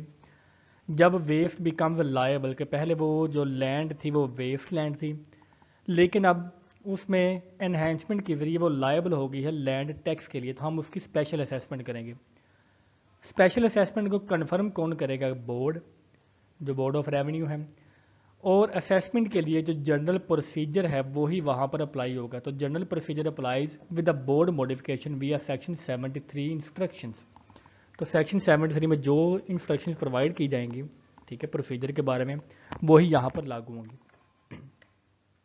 70A from by 1982 to 83 plus land revenues under sub section 57 and 70। So basically notwithstanding anything contrary to these sections, कि इनके कॉन्ट्रेरी कोई चीज़ नहीं होगी, तो हम देखेंगे कि इरिगेटेड लैंड अगर वो 2.5 एकड़ से ज़्यादा है और वो कहाँ तक है 12.5 एकड़ तक, या अनइरिगेटेड लैंड 5 एकड़ से ज़्यादा है और वो 25 एकड़ तक है, और अगर मिक्सचर हो इरिगेटेड और अनइरिगेटेड लैंड का, तो वो इक्विवेलेंट होगा 2.5 से 12.5 जो इरिगेटेड लैंड है उसमें। और वहाँ पर जो असेसमेंट है उसमें जो इंक्रीज़ हो सकता है वो लास्ट असेसमेंट से 50% तक हो सकता है, मतलब हम उसमें 50% तक इंक्रीज़ कर सकते हैं। ठीक है, तो इन तमाम के ऊपर जो लैंड रेवेन्यू इंक्रीज़ होगा वो 50% तक होगा। इफ़ इरीगेटेड जो है वो लैंड बन जाए 12.5 से ज़्यादा लेकिन 25 एकड़ से कम, और जो अनइरीगेटेड है वो 25 एकड़ से ज़्यादा हो और 50 एकड़ से कम हो, या मिक्स्ड हमारे 12.5 एकड़ से 25 एकड़ तक हो, तो उसमें जो लैंड रेवेन्यू इंक्रीज़ होगा वो 100% होगा। ठीक है, तो ये हमारे पास लैंड की टाइप्स हैं। जैसे जैसे लैंड इंक्रीज़ होती जा रही है, ठीक है, तो इसकी जो स्पेशल असेसमेंट भी इंक्रीज़ होगा वो पहले 50% होगा, फिर बाद में वो 100% आएगा। इरीगेटेड अगर हो 25 से 50 एकड़ तक, या अनइरीगेटेड हो 50 से 100 एकड़ तक, या मिक्स्ड लैंड हो हमारे पास 25 से 50 एकड़ तक इक्विवेलेंट, तो उसमें जो लैंड रेवेन्यू इंक्रीज़ होगा वो 200% तक होगा। और अगर हमारी जो ज़मीन है वो इससे ज़्यादा है जो यहाँ पर मेंशन की गई है, जैसे कि इरीगेटेड लैंड 50 से ज़्यादा हो और अनइरीगेटेड 100 से ज़्यादा हो, या मिक्स लैंड भी 50 से ज़्यादा हो, तो उसमें 300% तक जो इंक्रीज जो है लैंड रेवेन्यू हो सकता है। और वो हम डिटर्मिन करेंगे basically under the provisions of section 57 and under section 70। Determination of land ownership. Number 1, irrigated will be equal to 2 unirrigated, कि अगर किसी के पास 1 एकड़ इरीगेटेड लैंड है तो वो 2 एकड़ अनइरीगेटेड लैंड के बराबर तस्वर किया जाएगा। कन्वर्ट अनइरीगेटेड टू इरीगेटेड, तो अगर वो लैंड जो है वो अनइरीगेटेड है तो हम इसी रिलेशन के जरिए उसको अनइरीगेटेड लैंड में कन्वर्ट कर सकते हैं। इंक्लूड्स ऑल लैंड इंट्रा और extra province except sub section 56B C and D and शामलर, तो वो शामलर ज़मीन इसमें शामिल नहीं होगी। शेयर इफ़ लेस दैन 25 एकड़, तो अगर जो शामलर ज़मीन है, ठीक है, जो कि गवर्नमेंट किसी ज़मीन को शामलर कंसिडर कर सकती है, अगर वो 25 एकड़ से कम है तो वो इसमें शामिल नहीं होगी। ओनर इंक्लूड्स अलाटी और गारंटी, तो ओनर की डेफिनेशन में कौन शामिल होगा? अलाटी भी शामिल होगा और गारंटियर भी शामिल होगा। मैच्योरिंग ओनरशिप, जो कि ओनरशिप हासिल कर सकता है। मॉर्टगेज, परमानेंट राइट्स होल्डर, ये सारे इसमें ओनर की डेफिनेशन में शामिल होंगे। Information about increase in the extent of ownership post 10/11/1957, तो इस डेट के बाद एक्विजिशन और increase that will be equal to multi patwar, ठीक है, इंटर और एक्स्ट्रा प्रोविंस। तो जो बंदा भी इस डेट के बाद एक्वायर करेगा, ठीक है, चाहे वो एक पटवार सर्कल में हो या वो एक से ज़्यादा पटवार सर्कल में हो, उसने एक्विजिशन की हुई है, तो वो बेसिकली बोर्ड ऑफ रेवेन्यू को इन्फॉर्म करेगा अपनी इस एक्विजिशन के लिए जो भी टाइम वहाँ पर डिफाइन किया जाएगा। ठीक है, तो इसकी इन्फॉर्मेशन बोर्ड ऑफ रेवेन्यू को प्रोवाइड करना लाजमी है, और बोर्ड ऑफ रेवेन्यू उसका जो नोटिफिकेशन करेगा। अगर कोई पर्सन या ओनर है वो ऐसा नहीं करता, या वो गलत खबर देता है, या वो इनकम्प्लीट इंफॉर्मेशन प्रोवाइड करता है, तो वो सेक्शन 54A के तहत ऑफेंस तस्वर किया जाएगा कि उसने फॉल्स इंफॉर्मेशन प्रोवाइड की है। 70D, change in the basis of examination और assessment entitled but not guaranteed or aggrieved by the 70A apply to assistant collector. Notice to potential liable inquiry जो है वो रीजन ऑर्डर के जो है वो उसके बारे में की जाएगी। तो बेसिकली असेसमेंट में अगर कोई एग्जाम्शन हो, ठीक है, तो उसमें किसी एग्जाम्शन असेसमेंट में अगर कोई चेंज करना हो तो वो बेसिकली अप्लाई करेंगे असिस्टेंट कलेक्टर को। असिस्टेंट कलेक्टर जो पोटेंशियल लायबल है उसको नोटिस देगा, उसकी इंक्वायरी करेगा, और इंक्वायरी करने के बाद जो रीजन ऑर्डर है वो प्रोवाइड करेगा। असिस्टेंट कलेक्टर में सो मोटो इंक्वायर इफ़ अंडर पेमेंट, तो अगर इसकी पेमेंट अंडर हो, मतलब कि असेसमेंट की जो रेट है वो कम हो, तो वो सो मोटो भी ले सकता है, और वो 15 दिन का नोटिस देगा री असेसमेंट के लिए। No questioning registered deed lawful mutation, तो बेसिकली जो भी डीड लॉफुल है चाहे वो म्यूटेशन वगैरह है तो उसके बारे में कोई क्वेश्चनिंग नहीं होगी, और ये सारे के सारे जो बोर्ड के प्रोसीजर हैं उसको फॉलो करेंगे। एग्जामिशन और assessment of land revenue, like किसी लैंड रेवेन्यू को एग्जामिन करना या उसकी असेसमेंट करना, तो गवर्नमेंट नोटिफाई करती है इसके बारे में। Government may notify principal method और procedure for section 56A and 70A determination और अनाउंसमेंट। तो असेसमेंट के लिए या किसी स्पेशल असेसमेंट के लिए गवर्नमेंट ही नोटिफाई किया करेगी। पावर टू मेक रूल, तो ये बेसिकली पावर है गवर्नमेंट के पास किसी भी किस्म का रेट जो है वो बनाने के लिए। Procedure to be followed in making rule, तो पब्लिश ड्राफ्ट को पब्लिश किया जाएगा, ठीक है। तो बेसिकली जो फॉलो किया जाएगा वो section 22 Punjab general class act 1957 को। Power to issue instruction, government or board with approval issues consistent executive instruction for revenue officer air guidance. Government खुद या बोर्ड ऑफ रेवेन्यू है वो गवर्नमेंट के अप्रूवल से वो इंफॉर्मेशन को जो है वो पब्लिश करेगा, गाइडेंस की इंफॉर्मेशन को। Now chapter 8 deals with the collection of land revenue, कि हमने लैंड रेवेन्यू को कलेक्ट कैसे करना है। Liability of payment of land revenue, holding and land owner liable है, ठीक है। ज्वाइंट ओनर ज्वाइंटली लायबल होंगे, ठीक है, और अगर उनके लायबल है तो वो सेवरली भी लायबल होंगे। इट मीन्स कि अगर वो जो लैंड है वो एक से ज़्यादा बंदे उसको एक्वायर करके बैठे हुए हैं और वो उसके ज्वाइंट ओनर्स हैं, तो वो सारे के सारे उसके बारे में लायबल होंगे उसके लैंड पेमेंट के लिए। Security for payment of land revenue, land revenue will be equal to first charge on rents profit and procedure, तो ये उनके ऊपर जो है वो लैंड रेवेन्यू कलेक्ट किया जाएगा। नो एग्जीक्यूशन टिल रेवेन्यू और arrears paid without collector consent. Orders to regulate payment of land revenue, board fix करता है इंस्टॉलमेंट को, टाइम्स को, प्लेस और मैनर को कि हमने लैंड रेवेन्यू को किस तरह से कलेक्ट करना है और इसको रेगुलेट करना है। तो जब तक कोई नया ऑर्डर नहीं आता था pre act mode continues. Rules to regulate collection, remission, suspension, तो इसके बारे में जो है वो बोर्ड जो है वो गवर्नमेंट के अप्रूवल से वो रूल बनाएगा। जो भी कास्ट है, ठीक है, उसको एज ए लैंड रेवेन्यू के एरियर के तौर पर जो है वो तस्वर किया जाएगा। और अगर हमने उसकी रिकवरी करनी है तो जिस तरह से एरियर की हमने रिकवरी करनी है, हम किसी भी किस्म की जो कास्ट है जैसे कि प्रोसीजर की कास्ट हो सकती है वो हम उसको as a arrear recover. Next हम देखते हैं कि certified account to be evidence as to arrear, तो बेसिकली जो रेवेन्यू ऑफिसर का साइन किया हुआ कोई भी सर्टिफाइड स्टेटमेंट है वो कंक्लूसिव प्रूफ होगा एरियर अमाउंट या किसी को डिफॉल्टर डिक्लेयर करने का।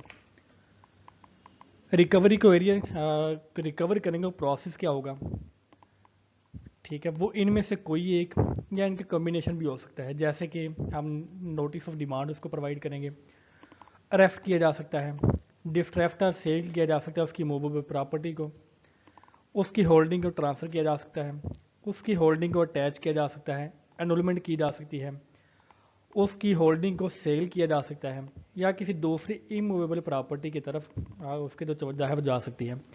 इनको हम इन सेक्शंस में कमिंग सेक्शंस में डिटेल के साथ स्टडी करेंगे। तो फर्स्ट ऑफ ऑल हम सेक्शन 81 में देखते हैं कि notice of demand, issuable day after arrear accrues, तो नोटिस एरियर को डिक्लेयर करने के बाद उसको दिया जाएगा। Arrest and detention of defaulter,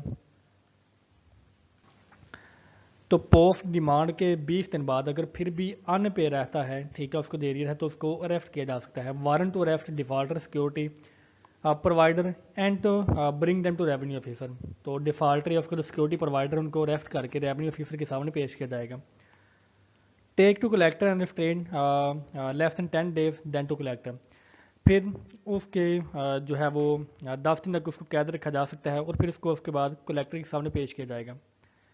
assistant collector second grade वो 24 घंटे के अंदर बाद जो है वो रिपोर्ट करेगा रेस्ट्रेंट की कलेक्टर को। कलेक्टर जो है वो उसको 1 महीने से कम तक जेल प्रोवाइड कर सकता है, ठीक है, जब तक उसका एरिया रिकवर नहीं होता। तो हम एरिया रिकवर करने के मामले में किसी को अरेस्ट नहीं कर सकते। वो कौन है, फीमेल या कोई माइनर हो, कोई पागल बंदा हो, ठीक है, या कोई इडियट वगैरह हो, तो उसको अरेस्ट नहीं किया जा सकता। वारंट अनएग्जीक्यूटेबल इफ पेड और सिक्योरिटी फर्निश, तो अगर वारंट इशू होने के बाद कोई बंदा जो एरियर है उसको पे कर देता है तो वो फिर जो वारंट है उसको एग्जीक्यूट नहीं किया जाएगा। फिर उसके बाद अगर वो बंदा पेमेंट कर देता है या सेटिस्फैक्ट्री सिक्योरिटी प्रोवाइड करता है रेवेन्यू ऑफिसर या कलेक्टर को, तो उसको जेल नहीं होगी और उसको रिलीज कर दिया जाएगा। नेक्स्ट हम देखते हैं कि रेवेन्यू को कलेक्शन करने के लिए किसी मूवेबल प्रॉपर्टी या क्रॉप्स को हम डिस्ट्रेस्ड या सेल कर सकते हैं। एरियर के बाद डिस्ट्रेस और सेल मूवेबल और uncut crops by revenue officer as revenue code decrees exempt seed substances cattle plus legal exemption. तो ये वाली जो है वो इसमें एग्जाम्पशन होगी जो कि कोर्ट भी डिसाइड कर सकती है, revenue code. Section 84 deals the transfer of holding. Post arrear को डिक्लेयर करने के बाद collected transfer to the non defaulter estate owner on payment possession condition. तो वो जो उसकी होल्डिंग है वो किसी नॉन डिफॉल्टर को ट्रांसफर हो सकती है और इसकी जो रिपोर्ट है वो कमिश्नर को करेगा, हु में सेट असाइड और आल्टर, जो कि इस फैसले को बदल भी सकता है, ठीक है, या उसको मुकम्मल तौर पर इग्नोर भी कर सकता है। टिल डिफॉल्टर रिपेज, जब तक वो डिफॉल्टर अपनी रकम प्रोवाइड नहीं करता, और less than 15 years from the next year, ठीक है, या उसके अगले साल से 15 साल कम तक ये सारा जारी रहेगा transfer holding. Commissioner gets report may set aside और alter transferee steps into defaulters act position subject to condition. तो जो ट्रांसफरी है वो भी अब उसके ऊपर जो एक्ट हैं वो भी इसके ऊपर लागू होंगे। Term expiry restore to defaulter free of claim. तो जब ये वो टर्म एक्सपायर हो, जैसे कि 15 साल की टर्म है यहाँ पर बयान की गई है, तो उसके बाद वो जो असल डिफॉल्टर है उसको वो जो ज़मीन है वो वापस मिल जाएगी, या उसकी जो कोई भी होल्डिंग है उसको वापस मिल जाएगी। Attachment of holding, collector attaches and manages और सेल्फ और एजेंट, वो खुद मैनेज करेगा या किसी दूसरे एजेंट के साथ उसकी मूवेबल प्रॉपर्टी को या होल्डिंग को अटैच कर सकता है for the collection of land revenue. Bound by defaulter tenant engagement receives rents और प्रॉफिट टिल एरियर सेटिस्फाई। तो जब तक उसका जो एरियर है वो जो है वो मुकम्मल तौर पर वसूल नहीं किया जाता, तो वो अटैचमेंट ऑफ होल्डिंग वहाँ तब तक बरकरार रहेगी। जब वो सेटिस्फाई होगी, ठीक है, तो वो रिस्टोर कर दी जाएगी। सरप्लस आफ्टर कॉस्ट और करंट डिमांड एरियर, ठीक है, तो जो भी सरप्लस होगा कॉस्ट या करंट डिमांड से के बाद वो एरियर की जो है वो वसूली में लिया जाएगा। Less than 5 year from next year release on discharge plus surplus to owner. तो इसका जो सरप्लस है वो ओनर को डिस्चार्ज कर दिया जाएगा। Enrolment of assessment of holding, more than 1 year arrears and process is insufficient. अगर वो इनसफिशिएंट हो, एक साल से ज़्यादा एरियर, बोर्ड में एनरोल असेसमेंट, तो वो उसके असेसमेंट को एनरोलमेंट ही कर सकती है। Inapplicable if under section 85 attachment और कोड और वार्ड्स, कलेक्टर और बोर्ड सैंक्शन, तो वो जो अगर 10 साल से कम अरसे तक उसको जो है वो मैनेज करेगा कलेक्टर या बोर्ड की सैंक्शन के बाद, उसकी एक्सपायरी से पहले fix remaining term assessment and announce. तो उसके अनाउंसमेंट से पहले जो असेसमेंट है बोर्ड की सैंक्शन के साथ वो उसको अनाउंस करेगा। तो जो लैंड ओनर है वो कमिश्नर को नोटिस दे सकता है कि वो जो इसकी लायबिलिटी है वो उसके लिए लायबल नहीं है, ठीक है, उस असेसमेंट के लिए, जैसा कि हमने पिछली स्लाइड्स में पढ़ा। Manager farm reminder board fix period, तो वो उसका जो पीरियड है वो बोर्ड फिक्स करेगा। Board may void defaulter contracts during management farm. तो बोर्ड ऑफ रेवेन्यू जो है वो मैनेजमेंट या फार्म के कॉन्ट्रैक्ट के दौरान जो किसी भी डिफॉल्टर को वाइड कर सकता है। प्रोक्लेमेशन ऑफ अटैचमेंट और enrolment of assessment and consequence of proclamation, collector proclaims pre proclamation advance payments not credited without collector sanction, post proclamation payment to others invalid. तो पोस्ट प्रोक्लेमेशन के बाद अगर कोई पेमेंट किसी दूसरे बंदे को की जाती है तो वो इनवैलिड शामिल होगी। सेल ऑफ होल्डिंग, तो पोस्ट एरियर के बाद अगर प्रोसेस हमारे पास इनसफिशिएंट हो, ठीक है, मतलब कि वो एरियर की जो कास्ट है वो रिकवर नहीं होती, तो collector with the board sanction उसकी होल्डिंग को सेल कर सकता है। तो वो प्रॉपर्टी सेल नहीं होगी इफ एरियर अक्यूर्ड। तो अगर उसकी सेल से पहले वो बंदा जो अपना एरियर है उसको पे कर देता है तो उसकी जो होल्डिंग है वो सेल नहीं होगी। Effect of sale on encumbrances, sold free prior grants और कॉन्ट्रैक्ट्स वाइड वर्सेस परचेजर्स। तो मतलब कि जो भी वहाँ पर का जो लैंड है वो सोल्ड की जाएगी वो किसी इनकम्बरेंस के बगैर सेल की जाएगी। तो उससे पहले जितनी भी ग्रांट्स या जो कॉन्ट्रैक्ट किए गए हैं वो जो है वो वाइड कंसिडर होंगे। Fair rent leases for dwelling factory mine garden tank canal worship burial, ठीक है, इन जगहों के लिए जो फेयर रेंट लीज दिया जाएगा। Good faith and companies grants contracts proclaimed by the commissioner. Proceeding against other immovable property of defaulter, अगर तो जो पिछले सेक्शन में बयान किया गया था वो एरिया रिकवर नहीं होता, अगर वो इनसफिशेंट हो। ट्रीट अदर होल्डिंग और इमूवेबल प्रॉपर्टी एज एरिया, तो जो उसकी जो दूसरी होल्डिंग्स हैं उनको रिकवर करने के लिए इमूवेबल प्रॉपर्टी ही कंसीडर किया जाएगा। डिफ़ाल्टर इंटरेस्ट ओनली, ठीक है। गुड फेथ, वो सारे काम गुड फेथ में किए जाएंगे और वो डिफ़ाल्टर के इंटरेस्ट में किए जाएंगे। प्रोक्लेमेशन प्रोहिबिटिंग ट्रांसफर और चार्ज, ठीक है, वो बंदा अपनी किसी भी होल्डिंग को ट्रांसफर या चार्ज नहीं कर सकता, इसके लिए प्रोहिबिशन का प्रोक्लेमेशन की जाएगी। और ये जो सारे आर्डर हैं वो विदड्रॉ कर लिए जाएंगे जब वो पेमेंट हो जाएगी या वो सेल हो जाएगी। Post proclamation alienation wide, follow land procedures and application, तो प्रोक्लेमेशन होने के बाद जो भी अगर वो बंदा उससे अपनी एलिनेशन शो करता है कि वो चीज़ मेरी नहीं है, तो वो वाइड कंसिडर होगी, वो उसको बेच दिया जाएगा। Remedies open to person denying his liability for an arrear, अगर कोई बंदा कहता है कि मैं अपने एरियर के लिए लायबिलिटी ही नहीं हूँ, लायबल ही नहीं हूँ, तो उसके लिए रेमेडीज मौजूद हैं। डिनाई एंड पे अंडर साइन प्रोटेस्ट, वो साइन प्रोटेस्ट जो है अपना वो सिविल कोर्ट में जो है वो प्रोड्यूस करेगा। सू सिविल कोर्ट फॉर रिफंड, वो सिविल कोर्ट को रिफंड करेगा, लेकिन उससे पहले वो जो अपना एरियर है उसको पे कर देगा, मतलब उसके लिए पहले पे करना लाजमी है। पे करने के बाद वो उसके में के बारे में प्रोटेस्ट कर सकता है। तो कलेक्टर्स डिस्ट्रिक्ट जो ऑफिस है उसकी उसमें जुरिस्डिक्शन होगी उसकी कोर्ट की। Procedure in sales, proclamation of sale, तो सबसे पहले सेल की प्रोक्लेमेशन की जाएगी, बोर्ड इसको सैंक्शन करेगा, कलेक्टर प्रोक्लेम करेगा, प्रोक्लेम क्या करेगा, डेट टाइम एंड प्लेस को, प्रॉपर्टी या उसको रेवेन्यू को, कितना एरिया रिकवरेबल है, ठीक है, और जो भी लाइबिलिटीज़ हैं कलेक्टर इसको प्रोक्लेम करेगा। और प्लेस पॉसिबली क्या हो सकती है कि या तो वो कलेक्टर का ऑफिस होगा या उसके जो करीब की जगह है वो होगी। Indemnity to revenue officer with respect to content of proclamation, no liability for error, misstatement, omission unless dishonest, तो अगर कोई गलती होती भी है किसी रेवेन्यू ऑफिसर से तो वो इसके लिए लायबल नहीं होगा जब तक कि वो डिसऑनेस्टी प्रूव ना हो जाए। जो भी प्रोक्लेमेशन होगी उसको पब्लिश करना लाजमी है। सर्व डिफ़ाल्टर को नोटिस सर्व किया जाएगा और वो जो नोटिस है वो कलेक्टर और तहसीलदार के ऑफिस में एफिक्स भी किया जाएगा, लगाया जाएगा। सेक्शन 26 में बयान किए गए मैटर को यहाँ पर फॉलो किया जाएगा। मे पोस्ट ऑफिस, ठीक है, तो वो जो उसकी कॉपी है प्रोक्लेमेशन की वो यूनियन एडमिनिस्ट्रेशन को बाई पोस्ट सेंड भी की जा सकती है। Time and conduct of sale, ठीक है, वो फ्राइडे को नहीं होगी या हॉलीडेज को नहीं होगी।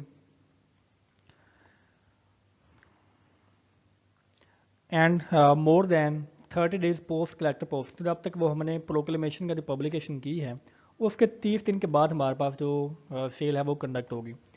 पब्लिक ऑक्शन बाय कलेक्टर और appointee. Power to postpone sale, तो कलेक्टर के पास पावर है कि वो सेल को रिकॉर्डेड रीजन के साथ पोस्टपोन भी कर सकता है या वो जो सेल का स्टे है, ठीक है, वो भी लेकर जाया जा सकता है। Pre bid completion, pay arrear plus cost for to prove payment, तो अगर कोई बंदा सेल की प्रोक्लेमेशन होने के बाद वो पेमेंट सारी कर देता है तो वो जो सेल है उसको स्टे में देकर जाया जाएगा, मतलब उसको सेल नहीं किया जाएगा। Deposit by purchaser in case of sale of immovable property, highest bidder pays 25% deposit, ठीक है, जो भी हाईएस्ट बिडर है वो परचेज करने से पहले 25% डिपॉजिट करेगा। डिक्लेयर परचेजर, तो अगर वो 25% डिपॉजिट कर देता है जो हाईएस्ट बिडर है तो उसको परचेजर डिक्लेयर कर दिया जाएगा। कॉन्सिक्वेंस ऑफ फेलियर टू पे डिपॉजिट, तो अगर जो हाईएस्ट बिडर है वो 25% ओरिजिनल लैंड वैल्यू का पे नहीं करता, ठीक है, तो इफ़ नो डिपॉजिट रीऑक्शन, तो उसका रीऑक्शन किया जाएगा। एक्सपेंसेस प्लस डेफिशिएंटी, ठीक है, तो वो डिफॉल्टर से कलेक्ट किए जाएंगे as an arrear. Time for payment in full, full by 3rd day post declaration, तो जब हाईएस्ट बिडर ने 25% डिपॉजिट कर दिया तो उसको उसके बाद 30 दिन के अंदर जो फुल पेमेंट है वो करना पड़ेगी। Procedure in default of payment, default क्या है कि forfeit deposit, expenses to surplus reduce arrear if commissioner sanction, resale defaulter no claim, तो अगर जो परचेजर है वो फुल अमाउंट को जो है वो पे नहीं करता 30 दिन के अंदर या जो भी टाइम वहाँ पर प्रोवाइड किया गया है, तो उसकी जो एक्सपेंस होंगे वो उसके एरियर में शामिल कर ही जाएंगे, ठीक है, और उसको रीसेल कर दिया जाएगा और डिफ़ॉल्टर का उसमें कोई क्लेम नहीं होगा दोबारा खरीदने का। Report of sale to commissioner, collector reports every immovable sale to commissioner. Application to set aside sale within 30 days apply on material irregularity और मिस्टेक, ठीक है, तो उसके बारे में एप्लीकेशन दी जा सकती है और द कमिश्नर है अगर सब्सटेंशियल इम्प्रूव हो जाए, ठीक है, तो वो उसको सेटिफाइड कर सकता है एप्लीकेशन को, कि वो एप्लीकेशन को वो इग्नोर भी कर सकता है। ऑर्डर्स कन्फर्मिंग और setting aside sale post 30 days no application, ठीक है, 30 दिन के बाद किसी भी किस्म की एप्लीकेशन को कंसिडर नहीं किया जाएगा और उसको रिजेक्ट कर दिया जाएगा। कमिश्नर कंफर्म करता है हर सेल को या हर एक ऑर्डर को, वो अलाउ करता है एप्लीकेशन या ऑर्डर को, ठीक है, सारे के सारे। तो बेसिकली सेल के 30 दिन के अंदर, ठीक है, अगर तो डिफ़ॉल्टर जो है वो पे कर देता है और जो भी इसके बाद जो इजाफी कास्ट आई गई हैं, ठीक है, वो उसको पे कर देता है 30 दिन के अंदर, तो कमिश्नर जो सारी सेल है वो उसको ख़त्म कर देगा, ठीक है। तो commissioner can set aside the sale altogether. Refund और deposit of purchase money when sale certified, तो जब वो उसकी सेल कैंसिल हो चुकी है, ठीक है, ऑक्शन के बाद, तो डिपॉजिटर ने या जो नए खरीदने वाले ने जो अपना डिपॉजिट करवाया था वो उसको रीफंड कर दिया जाएगा। प्रोक्लेमेशन आफ्टर पोस्टपोनमेंट और रीसेल, तो रीसेल अगर हो किसी प्रॉपर्टी की, जैसे कि जो परचेजर है वो 25% पे करने के बाद फुल पेमेंट नहीं करता, उसके बाद हम रीसेल करते हैं, या अगर कोई पोस्टपोनमेंट हो, ठीक है, तो दोबारा से इसका वही प्रोसीजर होगा जो कि सेक्शन 94 में बयान किया गया है प्रोक्लेमेशन का। On confirmation of sale possession and certificate to be granted to the purchaser, ठीक है, कन्फर्म होने के बाद परचेजर को सर्टिफिकेट भी प्रोवाइड किया जाएगा। कलेक्टर पोजेशन का सर्टिफिकेट प्रोवाइड करेगा परचेजर को। स्टेट फेरी रिकवरी प्लस कमिश्नर सेव्ड, ठीक है, अगर वो जो एरिया है वो रिकवर हो चुके हैं तो वो उसको बयान करेगा। वो वैलेट ट्रांसफर का सर्टिफिकेट भी प्रोवाइड करेगा और इसकी रजिस्ट्रेशन की कोई नीड नहीं होती क्योंकि उसने थ्रू प्रॉपर चैनल उस जगह को खरीदा है। न्यू सूटरे बेनामी, तो बेसिकली इसमें जो बेनामी का कोई जो केस वगैरह है वो नहीं हो सकता, मतलब कि वो जो बेनामी ट्रांजैक्शन कंसिडर नहीं होगी। Purchaser gets post confirmation rent for profit, ठीक है, तो पोस्ट कन्फर्मेशन के बाद जो भी रेंट या प्रॉफिट होगा वो परचेजर को जाया जाएगा और वो उसके बाद लायबल होगा इंस्टॉलमेंट्स वगैरह के लिए जो कुछ भी हो। Sale of movable property and perishable article, जितने भी हमने यहाँ पर सेक्शन पढ़े, ठीक है, एरिया को रिकवर करने के लिए या लैंड रेवेन्यू को रिकवर करने के लिए वो इमूवेबल प्रॉपर्टीज़ के लिए थे। कमीशन जो है तो basically sections 92 to 97, 103 and 106 apply to non perishable movable, ठीक है, जो क्या है बयान की जाती हैं। कमिश्नर या कलेक्टर इसकी बयान करता है कि वो मूवेबल प्रॉपर्टी कौन सी है, ठीक है। अगर उसकी मूवेबल प्रॉपर्टी कोई एनिमल है तो वो जो 30 दिन का पीरियड हमने ऊपर बयान किया है वो 10 दिन का हो जाएगा। पेरिशेबल इमीडिएट ऑक्शन पर कलेक्टर ऑर्डर, ठीक है, तो वो से अगर उसका जो अगर कोई चीज़ पेरिशेबल है, ठीक है, जल्दी ख़राब होने वाली है तो उसकी ऑक्शन के लिए 30 दिन का वेट नहीं किया जाएगा, वो उसी वक्त ऑक्शन हो जाएगी, वो ऑन स्पॉट ही फाइनल होगी, ठीक है, और इसके बाद में कंफर्मेशन वगैरह भी नहीं की जाएगी, मतलब कि वो उसी वक्त सेल हो जाया करेगी इस तरह की property.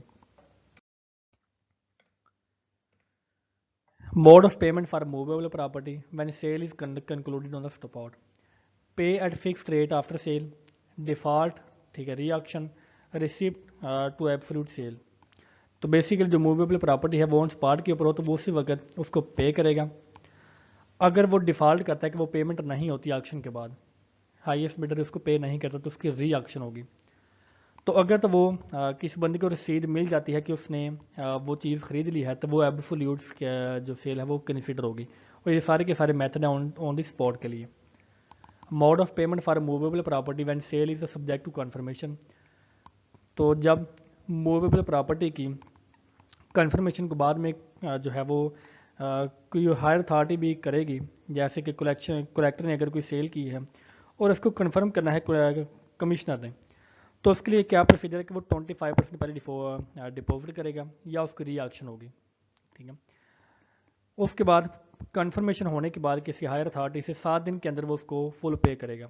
Next working day if Friday और हॉलीडे, अगर उसको रसीद मिल जाती है तो वो एब्सोल्यूट तस्वर की जाएगी कि अब वो उसका मालिक है। प्रोसीड फॉर सेल एब्सोल्यूट और confirmed pay government arrears are cost surplus tone होते हैं, वो जो भी एरियाज का कॉस्ट हैं वो गवर्नमेंट को जो है वो पे किए जाएंगे, और इसके अलावा अगर कोई सरप्लस अमाउंट है तो वो ओनर को दी जाएगी। फॉर एग्जांपल हमारी जो प्रॉपर्टी है वो सेल हुई 75,000 की, लेकिन गवर्नमेंट का एरिया था वो 50,000 था, तो जो अजाफी 25,000 है, ठीक है, वो सरप्लस में जाएगा और वो ओनर को वापस कर दिया जाएगा। No creditor payment sanction court order, shortfall will be recoverable as the further recovery.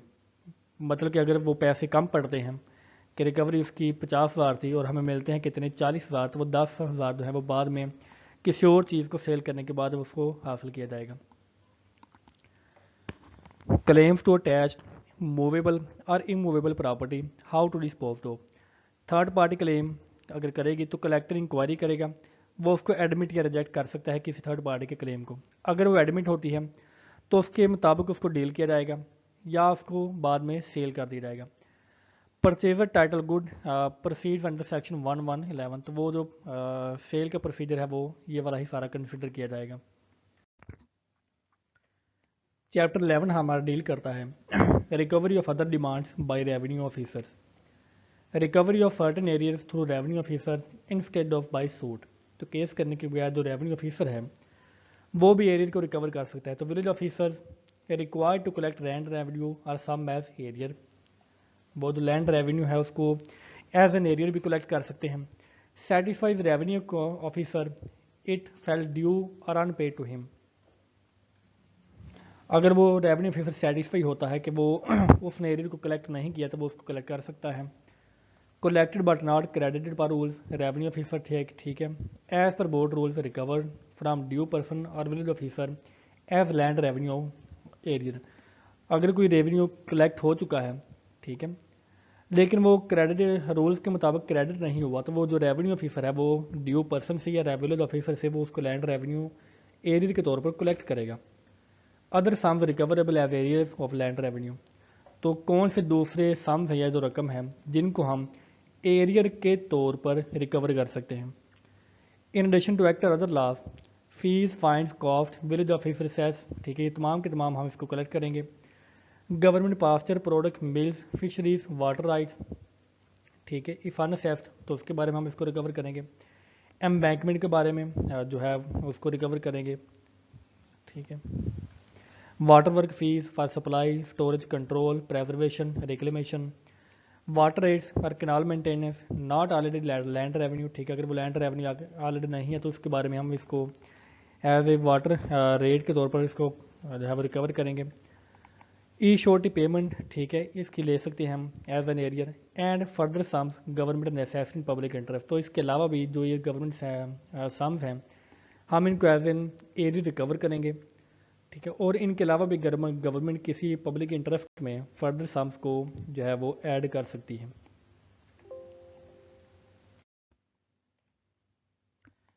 Application of chapter 8 two sums recoverable under this act, तो चैप्टर 8 में जो भी सम्स प्रोवाइड किए गए हैं उनको वैसे ही ट्रीट किया जाएगा उनकी रिकवरी के लिए जैसे कि इस चैप्टर में बयान किया गया है।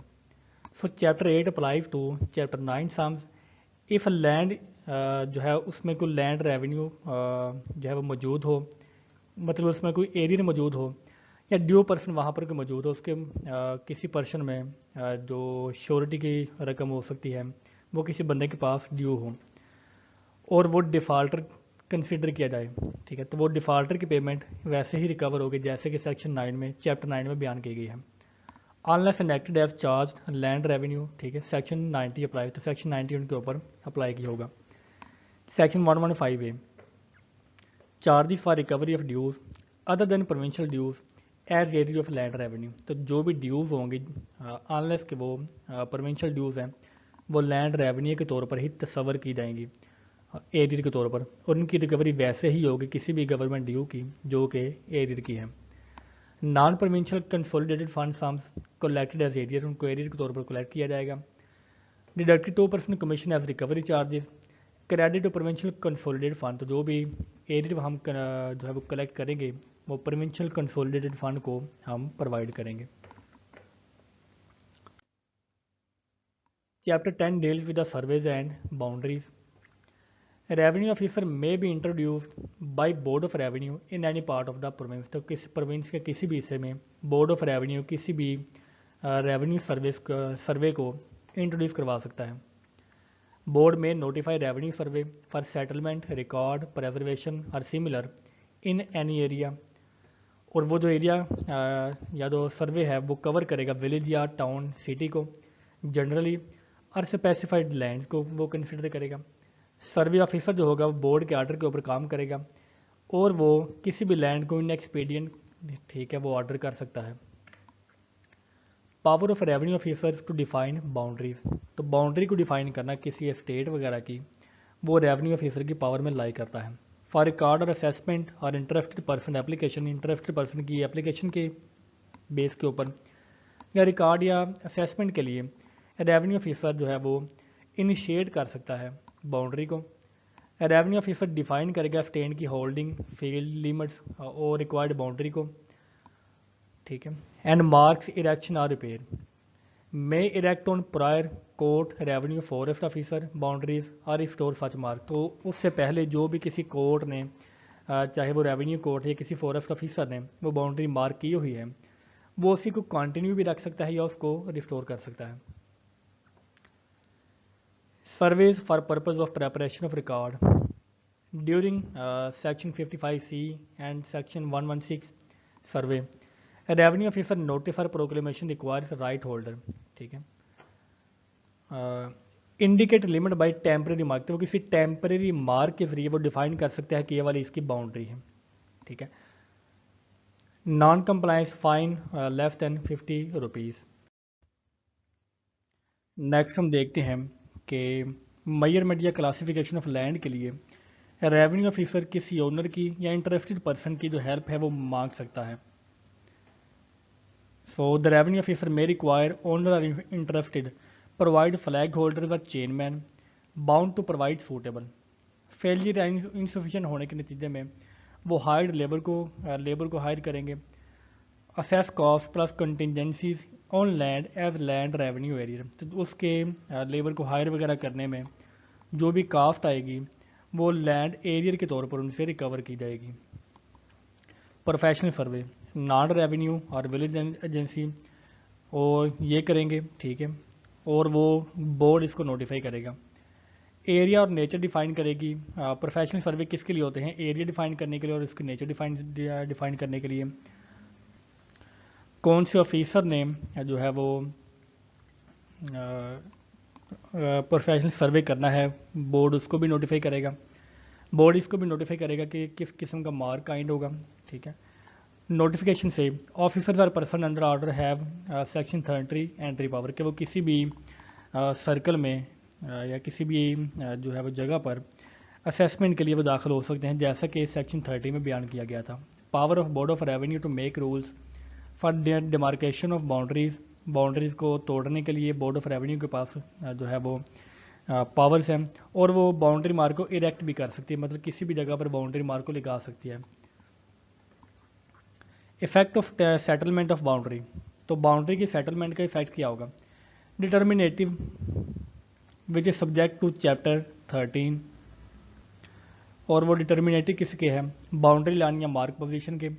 Side land owners rights, re adjudged land, collector और board of revenue rules may evict wrongful possessor of non apprehending appertaining land, ठीक है।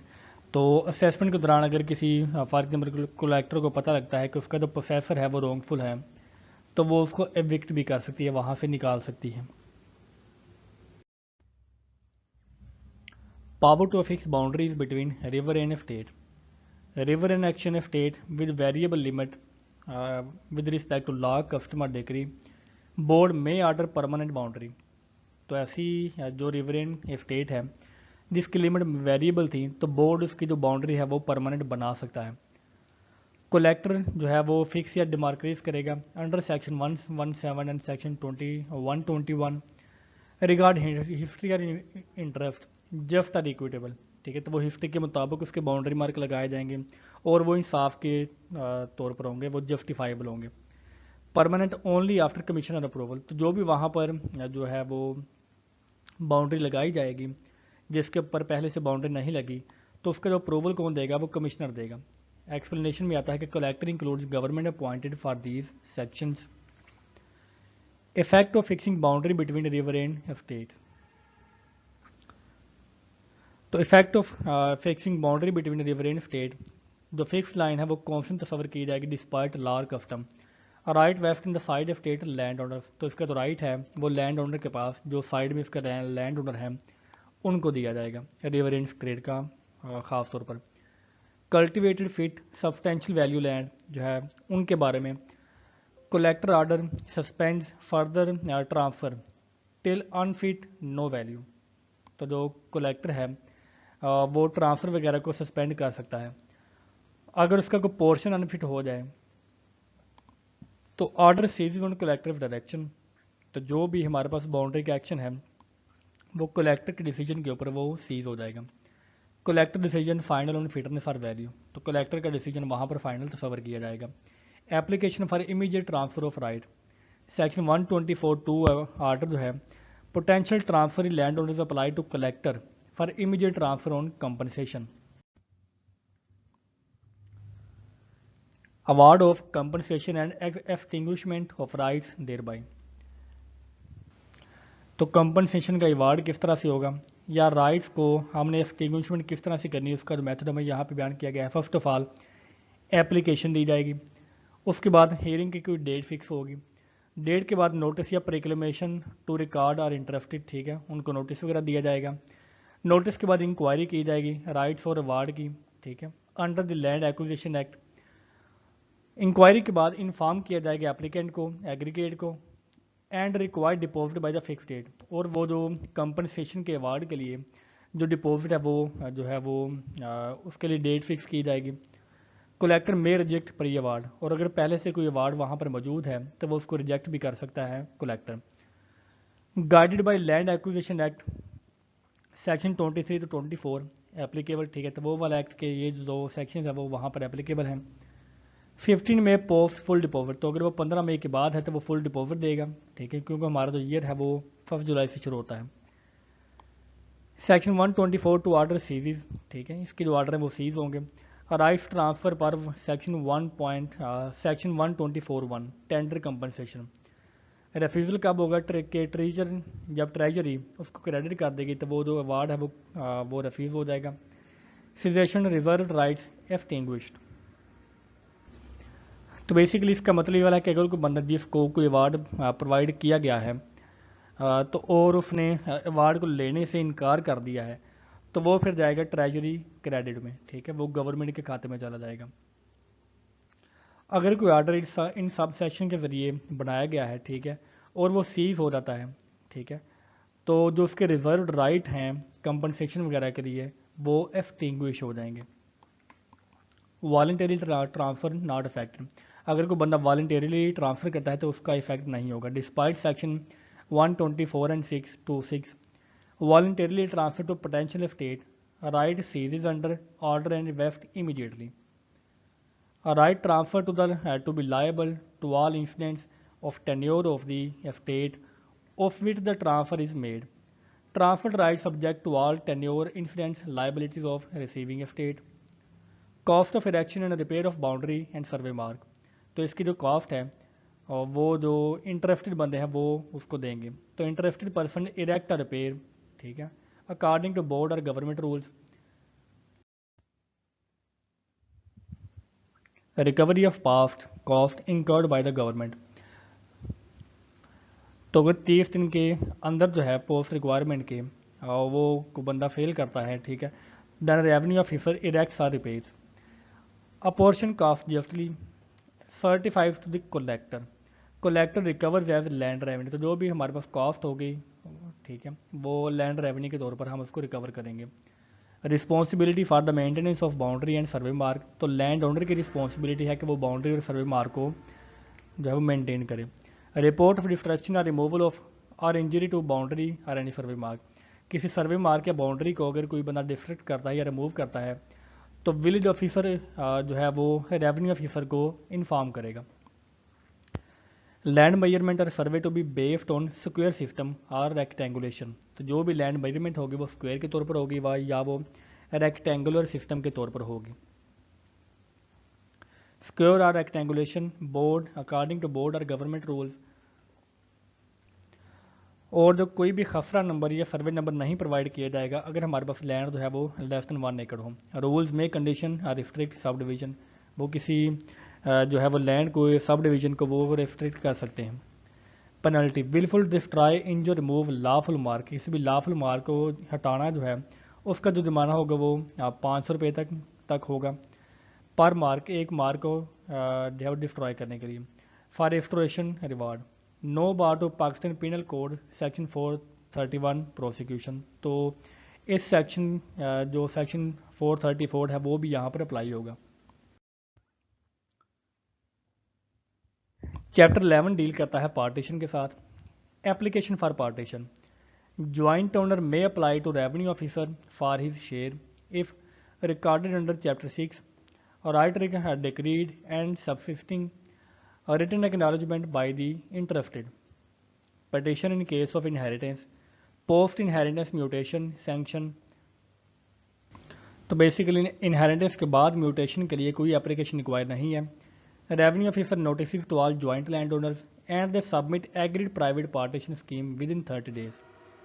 सबमिटेड अफर्म सेक्शन 147, स्कीम में इंक्लूड टाउन और विलेज साइट, अगर वो सबमिट नहीं करते इमीडिएट पार्टीशन प्रोसीडिंग, ठीक है, तो वो पार्टीशन हो जाएगी। Restriction and limitation on partition, despite the sections common worship और बेरियल ग्राउंड रिमेन्स कॉमन, ठीक है, तो वो कॉमन ही रहेगी, उसकी जो पार्टीशन है वो नहीं होगी। रिफ्यूज पार्टीशन ऑफ एम्बैकमेंट और वाटर कोर्स या एम्बैकमेंट की, किसी वेल की, टैंक की या सप्लाई लैंड की जो पार्टीशन है वो नहीं होगी। किसी ग्रेजिंग जगह की पार्टीशन नहीं होगी, ठीक है, वो उसको रिफ्यूज़ कर सकते हैं। टाउन और विलेज साइड की जो पार्टीशन है वो नहीं होगी। इफ़ इनकन्वीनियंस और डिमिनिश्ड यूटिलिटी टू को शेयर और अदर, मतलब कि अगर कोई विलेज या टाउन की ऐसी जगह जिससे इनकन्वीनियंस पैदा हो सकती है तो उसकी जो पार्टीशन है वो नहीं होगी। Notice of application for partition, अगर एप्लीकेशन ऑफ पार्टीशन की कोई एप्लीकेशन आती है तो उसका जो नोटिस होगा, एप्लीकेशन इन ऑर्डर और नंबर नो फेशियल ऑब्जेक्शन, ठीक है, तो उसकी जो हियरिंग है वो फिक्स की जाएगी। सर्व नॉन एप्लीकेंट रिकॉर्डेड को शेयर्स, ठीक है, को शेयर्स को भी उसकी जो नोटिस है वो दिया जाएगा। अगर वो फिट सफर करें तो सर्व प्रोक्लेम अदर इंटरेस्टेड, ठीक है, तो दूसरे लोगों को भी जिसको वो फिट चाहें वो उनको प्रोक्लेमेशन या का जो नोटिस है वो प्रोवाइड कर सकते हैं। Addition of parties to application, hearing or urgent, a certain other co-sharers desiring partition added as the applicants। Section 139 हमारा रिपील हो चुका है। Procedure on admission of application, revenue officer a certain disputed question between interested, तो disputed question कौन सा हो सकता है, टाइटल का कि वो ज़मीन का मालिक कौन है, प्रॉपर्टी का मूड कौन सा है। Question of title holding, title revved, revenue officer inquire substance hear parties and decide, अगर टाइटल के बारे में कोई डिस्प्यूट सामने आए तो वो फैसला करेगा revenue officer. Disposal of other question, property mode dispute, inquire order with reason, तो जो रेवेन्यू ऑफिसर है वो सारी इंक्वायरी करेगा और जो भी ऑर्डर होगा उसके साथ वो रीज़न को डिफाइन करेगा। उसकी अपील 30 दिन के अंदर की जा सकती है, ठीक है, और जो उसकी हायर अथॉरिटी है वो उसको सर्टिफाई कर सकता है या प्रोसीडिंग को स्टे कर सकता है। Dissatisfied applicant may withdraw his share on the terms, other desire continue for their shares।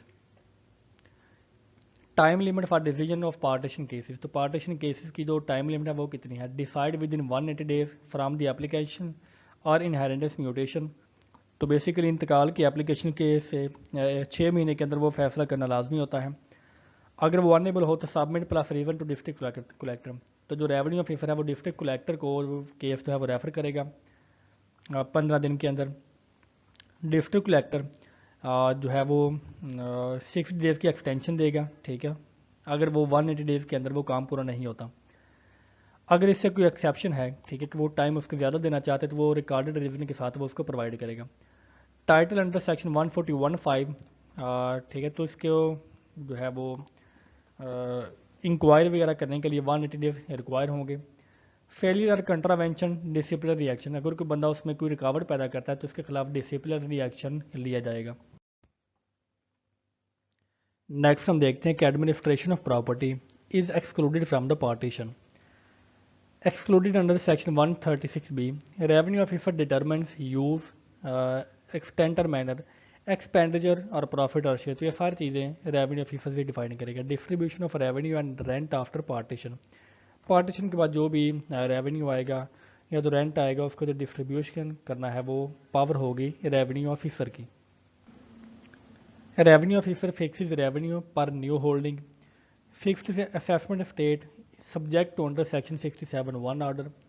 Fraud और एरर न्यू स्टेट जो है board within 12 years discovery अगर उसकी हो जाती है तो रीडिस्ट्रीब्यूट पर एफर्ट एस्टिमेट, ठीक है, तो वो उसको 12 साल के अंदर वो उसको रीडिस्ट्रीब्यूट कर सकती है। Instrument of partition, partition instrument, prepare instrument, ठीक है, वो उसको कंप्लीट भी करेगी, प्रिपेयर करेगी। And record effective date, delivery of possession of property allotted on partition, allottee and title versus other legal representative. Revenue officer को एप्लीकेशन देंगे 3 साल से पहले फ्राम सेक्शन 147 5 डेट, और वो उसको एनफोर्स करेगा एज इमूवेबल डिक्री के तौर पर। Affirmation of partition privately affected, private partition party applied for affirmation, तो अगर पार्टीशन प्राइवेटली हो तो जो पार्टी एग्रीव्ड है वो अफर्मेशन के लिए जो उसको अप्लाई करेगी। तो सिंपल अल्फाज में अगर उसमें कोई रेवेन्यू ऑफिसर जो है वो इन्वॉल्व नहीं होगा, ठीक है, तो उनमें से कोई भी पार्टी रेवेन्यू ऑफिसर को उसकी अफर्मेशन के लिए अप्लाई कर सकती है। इंक्वायरी इफ मेड, ठीक है, तो वो जो रेवेन्यू ऑफिसर है वो उसकी इंक्वायरी भी करेगा, ठीक है, वो फिर उसको कन्फर्म करेगा और प्रोसीड करेगा under section 143 and 146 as needed. Power to make rules as cost of partition, तो रूल को बनाने की पावर बोर्ड ऑफ रेवेन्यू के पास है गवर्नमेंट के अप्रूवल के साथ। Redistribution of land according to custom, तो कस्टम के मुताबिक लैंड को किस तरह से रीडिस्ट्रीब्यूट करना है, तो custom pre periodical redistribution, revenue officer on land owners application enforce per custom using partition powers. Officer who may be empowered to act under this chapter assistant collector of first grade या उससे higher authority, ठीक है, वो इस power को exercise करेगा।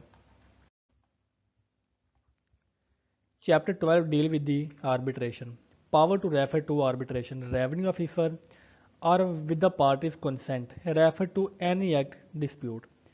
Collector और assistant collector of the first grade उनके लिए कंसेंट की ज़रूरत नहीं है, ठीक है, ये सिर्फ लोअर ऑफिसर्स के लिए पार्टीज़ के कंसेंट की ज़रूरत होती है आर्बिट्रेशन के लिए। चैप्टर 6 के मुताबिक उनकी एंट्री होगी। सेक्शन 67 डिस्ट्रीब्यूशन और उसके ऊपर जो लिमिट्स प्रोवाइड की जाएंगे वो भी होंगी। प्रॉपर्टी या मोड ऑफ पार्टीशन है वो भी वहाँ पर बयान किया जाएगा।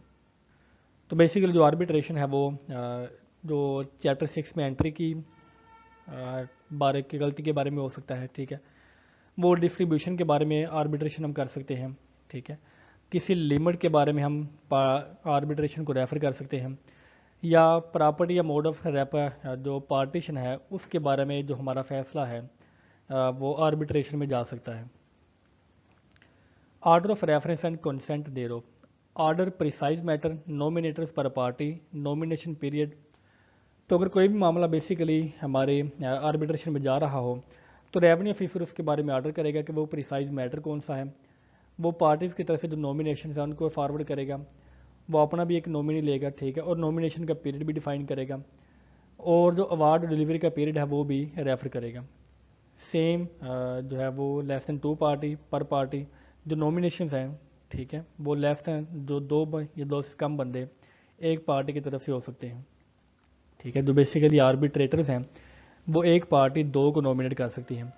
नॉन नॉमिनेशन या डिले की सूरत में एक्सटेंड होगा वो फैसला या कैंसिल हो जाएगा आर्बिट्रेशन। आर्बिट्रेटर्स की नॉमिनेशन, ईच नॉमिनेट्स, ठीक है, रेवेन्यू ऑफिसर 1 और मोर, तो हर पार्टी का अपना जो आर्बिट्रेटर है या जो फैसला करने वाला उनकी तरफ से है वो उनको जो है वो नॉमिनेट करेगी, और रेवेन्यू ऑफिसर भी नॉमिनेट कर सकता है। अगर वो उसको डिसअलाउ करता है तो वो उसके रीज़न को रिकॉर्ड करेगा, order new with in time, और उनको टाइम देगा कि इस नए टाइम में नई आर्बिट्रेशन को प्रोवाइड करें। और जो भी ऑर्डर यहाँ पर होगा, ठीक है, डिसअलाउंस वगैरह का, वो फाइनल तस्वर होगा। Substitution of arbitrators by parties, तो किसी आर्बिट्रेटर की मौत के तौर पर, डिस्चार्ज, रेफ्यूजल या इनकैपेसिटी की बिना पर पार्टीज जो है वो सब्स्टिट्यूट को नॉमिनेट कर सकती हैं। Nomination and substitution of arbitrators bye revenue officer, revenue officer nominates if failure with in the period, disallowance हो या कोई नया आर्बिट्रेटर ना आए तो जो रेवेन्यू ऑफिसर है वो अपनी तरफ से आर्बिट्रेटर को लगा सकता है। तो वो जो नॉमिनेशन है सेक्शन 154 फेलियर, ठीक है, अगर सब्स्टिट्यूशन भी प्रोवाइड ना हो 1 वीक के अंदर तो वो खुद से नॉमिनेट कर सकता है। Revenue officer arbitrator issues the decision. Process for appearance before arbitrators, number 1, arbitrators apply, revenue officers issue process to parties और विटनेसेस। बाउंड टू अपीयर, ठीक है, वो बाउंड होते हैं। बाउंड ट्रूथ, उनको सच बोलना बाउंड होता है। एंड जो भी इनसे डॉक्यूमेंट प्रोवाइड किया जाए या पूछा जाए उनको प्रोड्यूस करना लाजमी होगा। अवार्ड ऑफ आर्बिट्रेटर्स यानी प्रेजेंटेशन दे रहे वो, तो जो आर्बिट्रेटर्स हैं फैसला करने वाले वह हैं, उनके फैसले के बारे में क्या कहता है। वो जो भी फैसला करेंगे वो रिटर्न होगा, वो साइंड होगा, उनमें रीज़न प्रोवाइड की जाएंगी, ठीक है। और अगर कोई 2 आर्बिट्रेटर्स आपस में जो है वो डिसेंट करते हैं उनकी रीज़न भी प्रोवाइड की जाएंगे। Private and personal agent or registered post. Procedure on presentation of award, award किस तरह से जो है वो प्रेजेंट किया जाएगा। Fix consideration date, hear objections or adjourned. Effect of award, revenue officer accept modify reject with reason in decision, तो जो भी आर्बिट्रेटर फैसला करेंगे रेवेन्यू ऑफिसर उनको एक्सेप्ट भी कर सकता है, मॉडिफाई भी कर सकता है, या ऑल टुगेदर रिजेक्ट भी कर सकता है with reasons. Appeal as if no arbitration, ठीक है, तो इसकी अपील भी की जा सकती है। Arbitration act not to apply to the arbitration under this chapter, arbitration act 1940 जो है वो इनएप्लीकेबल है इन सेक्शंस के ऊपर। Chapter 13 deals with appeal, review and revision के ऊपर। अपील फ्रॉम ओरिजिनल और appellate revenue officer, assistant collector की अपील लाई करती है कलेक्टर को, कलेक्टर की अपील लाई करेगी कमिश्नर को, कमिश्नर की अपील लाई करेगी बोर्ड को, ठीक है। कन्फर्म ओरिजिनल, तो इसकी प्रोविज़न क्या है कि अगर वो पहली अपील के दौरान ही कन्फर्म हो जाती है ओरिजिनल, ठीक है, तो वो फर्दर अपील लाई नहीं कर सकती। कलेक्टर मॉडिफाइड और रिवर्स, ठीक है, कमिश्नर फाइनल, तो वो जो कलेक्टर जो भी फैसला करेगा वो कमिश्नर की तरफ से फाइनल होगा। रिव्यू ऑर्डर और modifying reversing that will be consider to equal to original. No confirm और modify reverse sanctions notice and hearing. Limitation for appeal from order 30 days collector, ठीक है, तो 30 दिन के अंदर वो कलेक्टर के पास अपील आई करेगी, 60 दिन तक वो कमिश्नर के पास अपील आई करती है, और 90 दिन तक वो बोर्ड के पर अपील आई करती है। 90 दिन के बाद वो किसी के पास भी अपील हम नहीं कर सकते। तो बेसिकली जो ऑफिसर्स हैं जैसे कि कमिश्नर, कलेक्टर, असिस्टेंट कलेक्टर, ठीक है, वो अपनी या किसी प्रेडिसेसर की जो अपील है या कोई भी फैसला है उसको रिव्यू वगैरह कर सकते हैं। रिव्यू करने के बाद वो उनको मॉडिफाई कर सकते हैं, रिवर्स कर सकते हैं, कन्फर्म भी कर सकते हैं। अगर कोई बंदा एग्रीव्ड है तो वो दोबारा से कमिश्नर के पास, कलेक्टर के पास या असिस्टेंट कलेक्टर के पास जो है वो अपील कर सकता है रिव्यू वगैरह के लिए। Revision board by its own motion और application within 90 days called record any subordinate case, तो वो किसी सब ऑर्डिनेट केस को जो है वो उसका रिकॉर्ड मांग सकता है किसी की एप्लीकेशन के ऊपर या अपनी मोशन के ऊपर। कमिश्नर और collector same under control, collector modifies reverse opinion, report to commissioner, board और commissioner passes fit orders provided that no reverse or modifies sanctions hearing affected. Stay of proceedings and execution of orders and decrees. Appeal or revision, no auto stay. Authority may order. Execution, no stay merely filed but may for cause. तो basically appeal या revision का ये मतलब नहीं है कि जो हमारी प्रोसीडिंग है वो स्टे में चली गई हैं, ठीक है, वो स्टे में नहीं जाएंगी अनलेस कि कोई अथॉरिटी जो है वो उस पर ऑर्डर करे।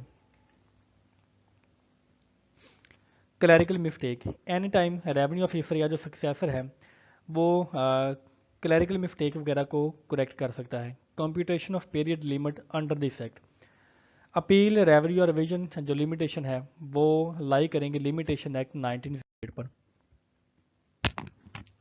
Supplementary provisions chapter 14 revenue deposits, power to deposit certain sums other than rent, if जो हेडमैन या जो लैंड ओनर है वो सम को रिफ्यूज़ करता है पे करने के लिए, नॉट रेंट एक्ट लाइबिलिटी या receipt, orders of civil and criminal codes, orders of civil and criminal codes for execution of processes against land, attachment sales और डिलीवरी, लैंड और प्रोड्यूस ऑर्डर जो हैं वो कलेक्टर उसके अपॉइंटी इसको लेकर चलेंगे। एग्जीक्यूट पर issuing court law plus board higher court या गवर्नमेंट रूल, तो बेसिकली जो भी पावर है वो क्रिमिनल कोर्ट या सिविल कोर्ट के आर्डर के मुताबिक काम किया करेगी। Preservation of attached produce, attachment है नो बार, अटैचमेंट का मकसद ये नहीं है कि जो ओनर है वो रीपिंग गैदरिंग या स्टोरिंग या प्रिजर्विंग को नहीं कर सकता, ठीक है, वो उसको कर सकता है। अगर ओनर फेल करे, अटैचमेंट ऑफिसर डज और कॉज, तो बेसिकली अगर अटैचमेंट हो तो वो ओनर की जिम्मेदारी होती है, ठीक है। तो ये रीपिंग गैदरिंग स्टोरिंग या प्रिजर्विंग ऑफ एनीथिंग जो भी अटैच प्रोड्यूस है, और अगर वो ये काम नहीं करता तो जो अटैचिंग ऑफिसर है वो ये काम करेगा।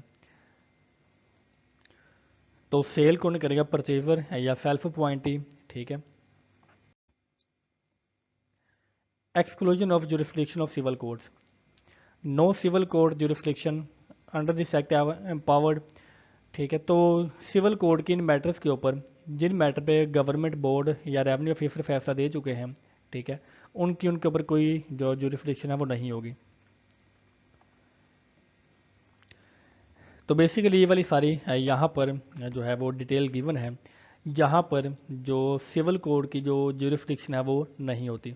फॉर एग्जांपल विलेज ऑफिसर की जो उनकी इंक्वायरी एक्सक्लूजन या ड्यूटीज़ के ऊपर उसकी कोई जो है वो जुरिस्डिक्शन नहीं है। फॉर एग्जांपल पार्टीशन वगैरह के ऊपर इनकी कोई जुरिस्डिक्शन नहीं होगी, ठीक है, आप इनको डिटेल्स के साथ पढ़ भी सकते हैं।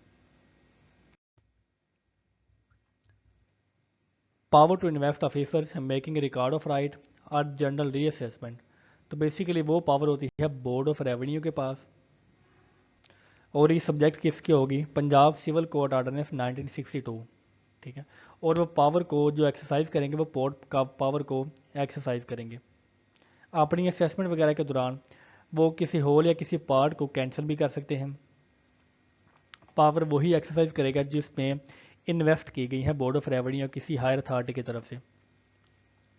Control over such officers and appeals from and revision of the decrease and orders, तो बेसिकली जो ऑफिसर जो भी फैसला करते हैं, ठीक है, उनके खिलाफ अपील कहाँ पे लाई करती हैं, और उनकी जो डिक्रीज या ऑर्डर्स हैं उनकी रिवीजन कौन करेगा, तो ये सारी नोटिफिकेशन करेगा board of revenue. General provisions में हम मजीद देखते हैं कि prevention of encroachment upon common land, तो कॉमन लैंड के ऊपर हम किसी किस्म की इंक्रोचमेंट नहीं कर सकते। सो रिजर्व्ड कॉमन स्टेट लैंड जो है, जो कि ऐसी कॉमन स्टेट जो कि लास्ट 3 पीरियडिकल रिकॉर्ड्स में कॉमन स्टेट के तौर पर ही मौजूद है, उनके ऊपर इंक्रोचमेंट नहीं कर सकती।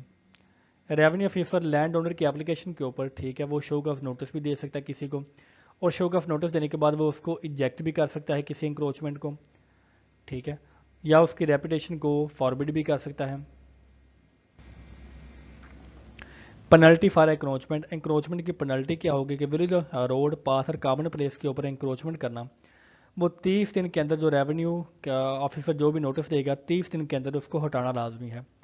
अगर वो 30 दिन के अंदर इंक्रोचमेंट को जो है वो रिमूव नहीं करता तो उसका जो जुर्माना है वो 500 रुपये तक होगा, और साथ में हर दिन के ऊपर उसको 50 रुपये जुर्माना पड़ता जाएगा 30 दिन के बाद।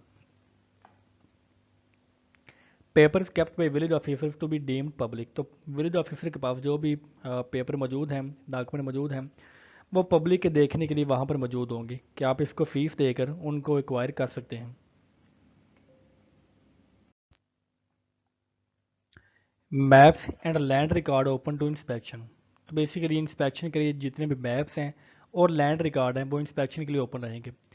बोर्ड रूल्स और fees, public inspect reasonably hour, ठीक है, तो पब्लिक जो है वो रीजनेबल आवर्स में कोई फीस पे करके जो कि बोर्ड ऑफ रेवेन्यू ने फिक्स की है वो उनकी इंस्पेक्शन भी कर सकते हैं और सर्टिफाइड हार्ड कॉपीज भी ले सकते हैं,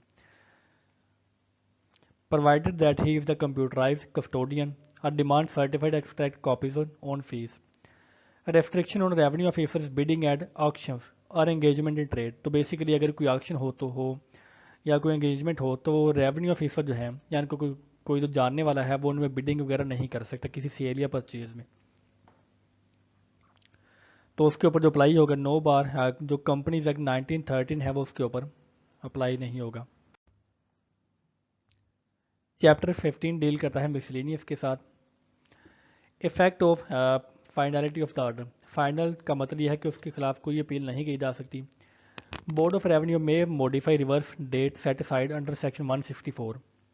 restriction on appointment of lambardar, no appointments rules where pre act laws inapplicable area part, तो बेसिकली अगर इस एक्ट से पहले कोई रूल ऐसा मौजूद नहीं है, ठीक है, या उन एरियाज़ में जो कि रूल अप्लाई नहीं होता वहाँ पर हम जो लंबरदार वगैरह हैं वो उनको अपॉइंट नहीं कर सकते। Bar on legal proceeding against revenue officer, तो लीगल रेवेन्यू ऑफिसर के खिलाफ कोई लीगल प्रोसीडिंग नहीं की जाएगी अगर उन्होंने गुड फेथ में सारे काम किए हैं। Power to make rules, board के पास गवर्नमेंट के अप्रूवल के साथ रूल बनाने की पावर मौजूद है या दूसरे एक्ट रूल्स को बनाने की, और वो किससे रिलेटेड हो सकते हैं, नॉन रेंट या रेवेन्यू सम्स के related, instalment time place and manner के रिलेटेड, प्रॉफिट डिविजिबल डेट्स के रिलेटेड, हेड मनी या को शेयर्स के related, process fees collection staff remuneration या ड्यूटीज़ के रिलेटेड, इंस्पेक्शंस के रिलेटेड, कॉपीज प्रोसीजर्स के रिलेटेड, ठीक है, तो इन तमाम के रिलेटेड वो जो रूल्स हैं वो बना सकते हैं। Rules to be made after previous publications, or rules post publication, so basically the power to make any rules under this act is subject to the condition of the rules being made after previous publication. Repeal and saving, तो the schedule part 1 है वो repeal हो चुका है। Commencement area part 2 जो है वो repeal हो चुका है, ठीक है, तो जो भी चीज़ें रिपील हो चुकी हैं वो यहाँ पर डिटेल में बयान की जा चुकी हैं।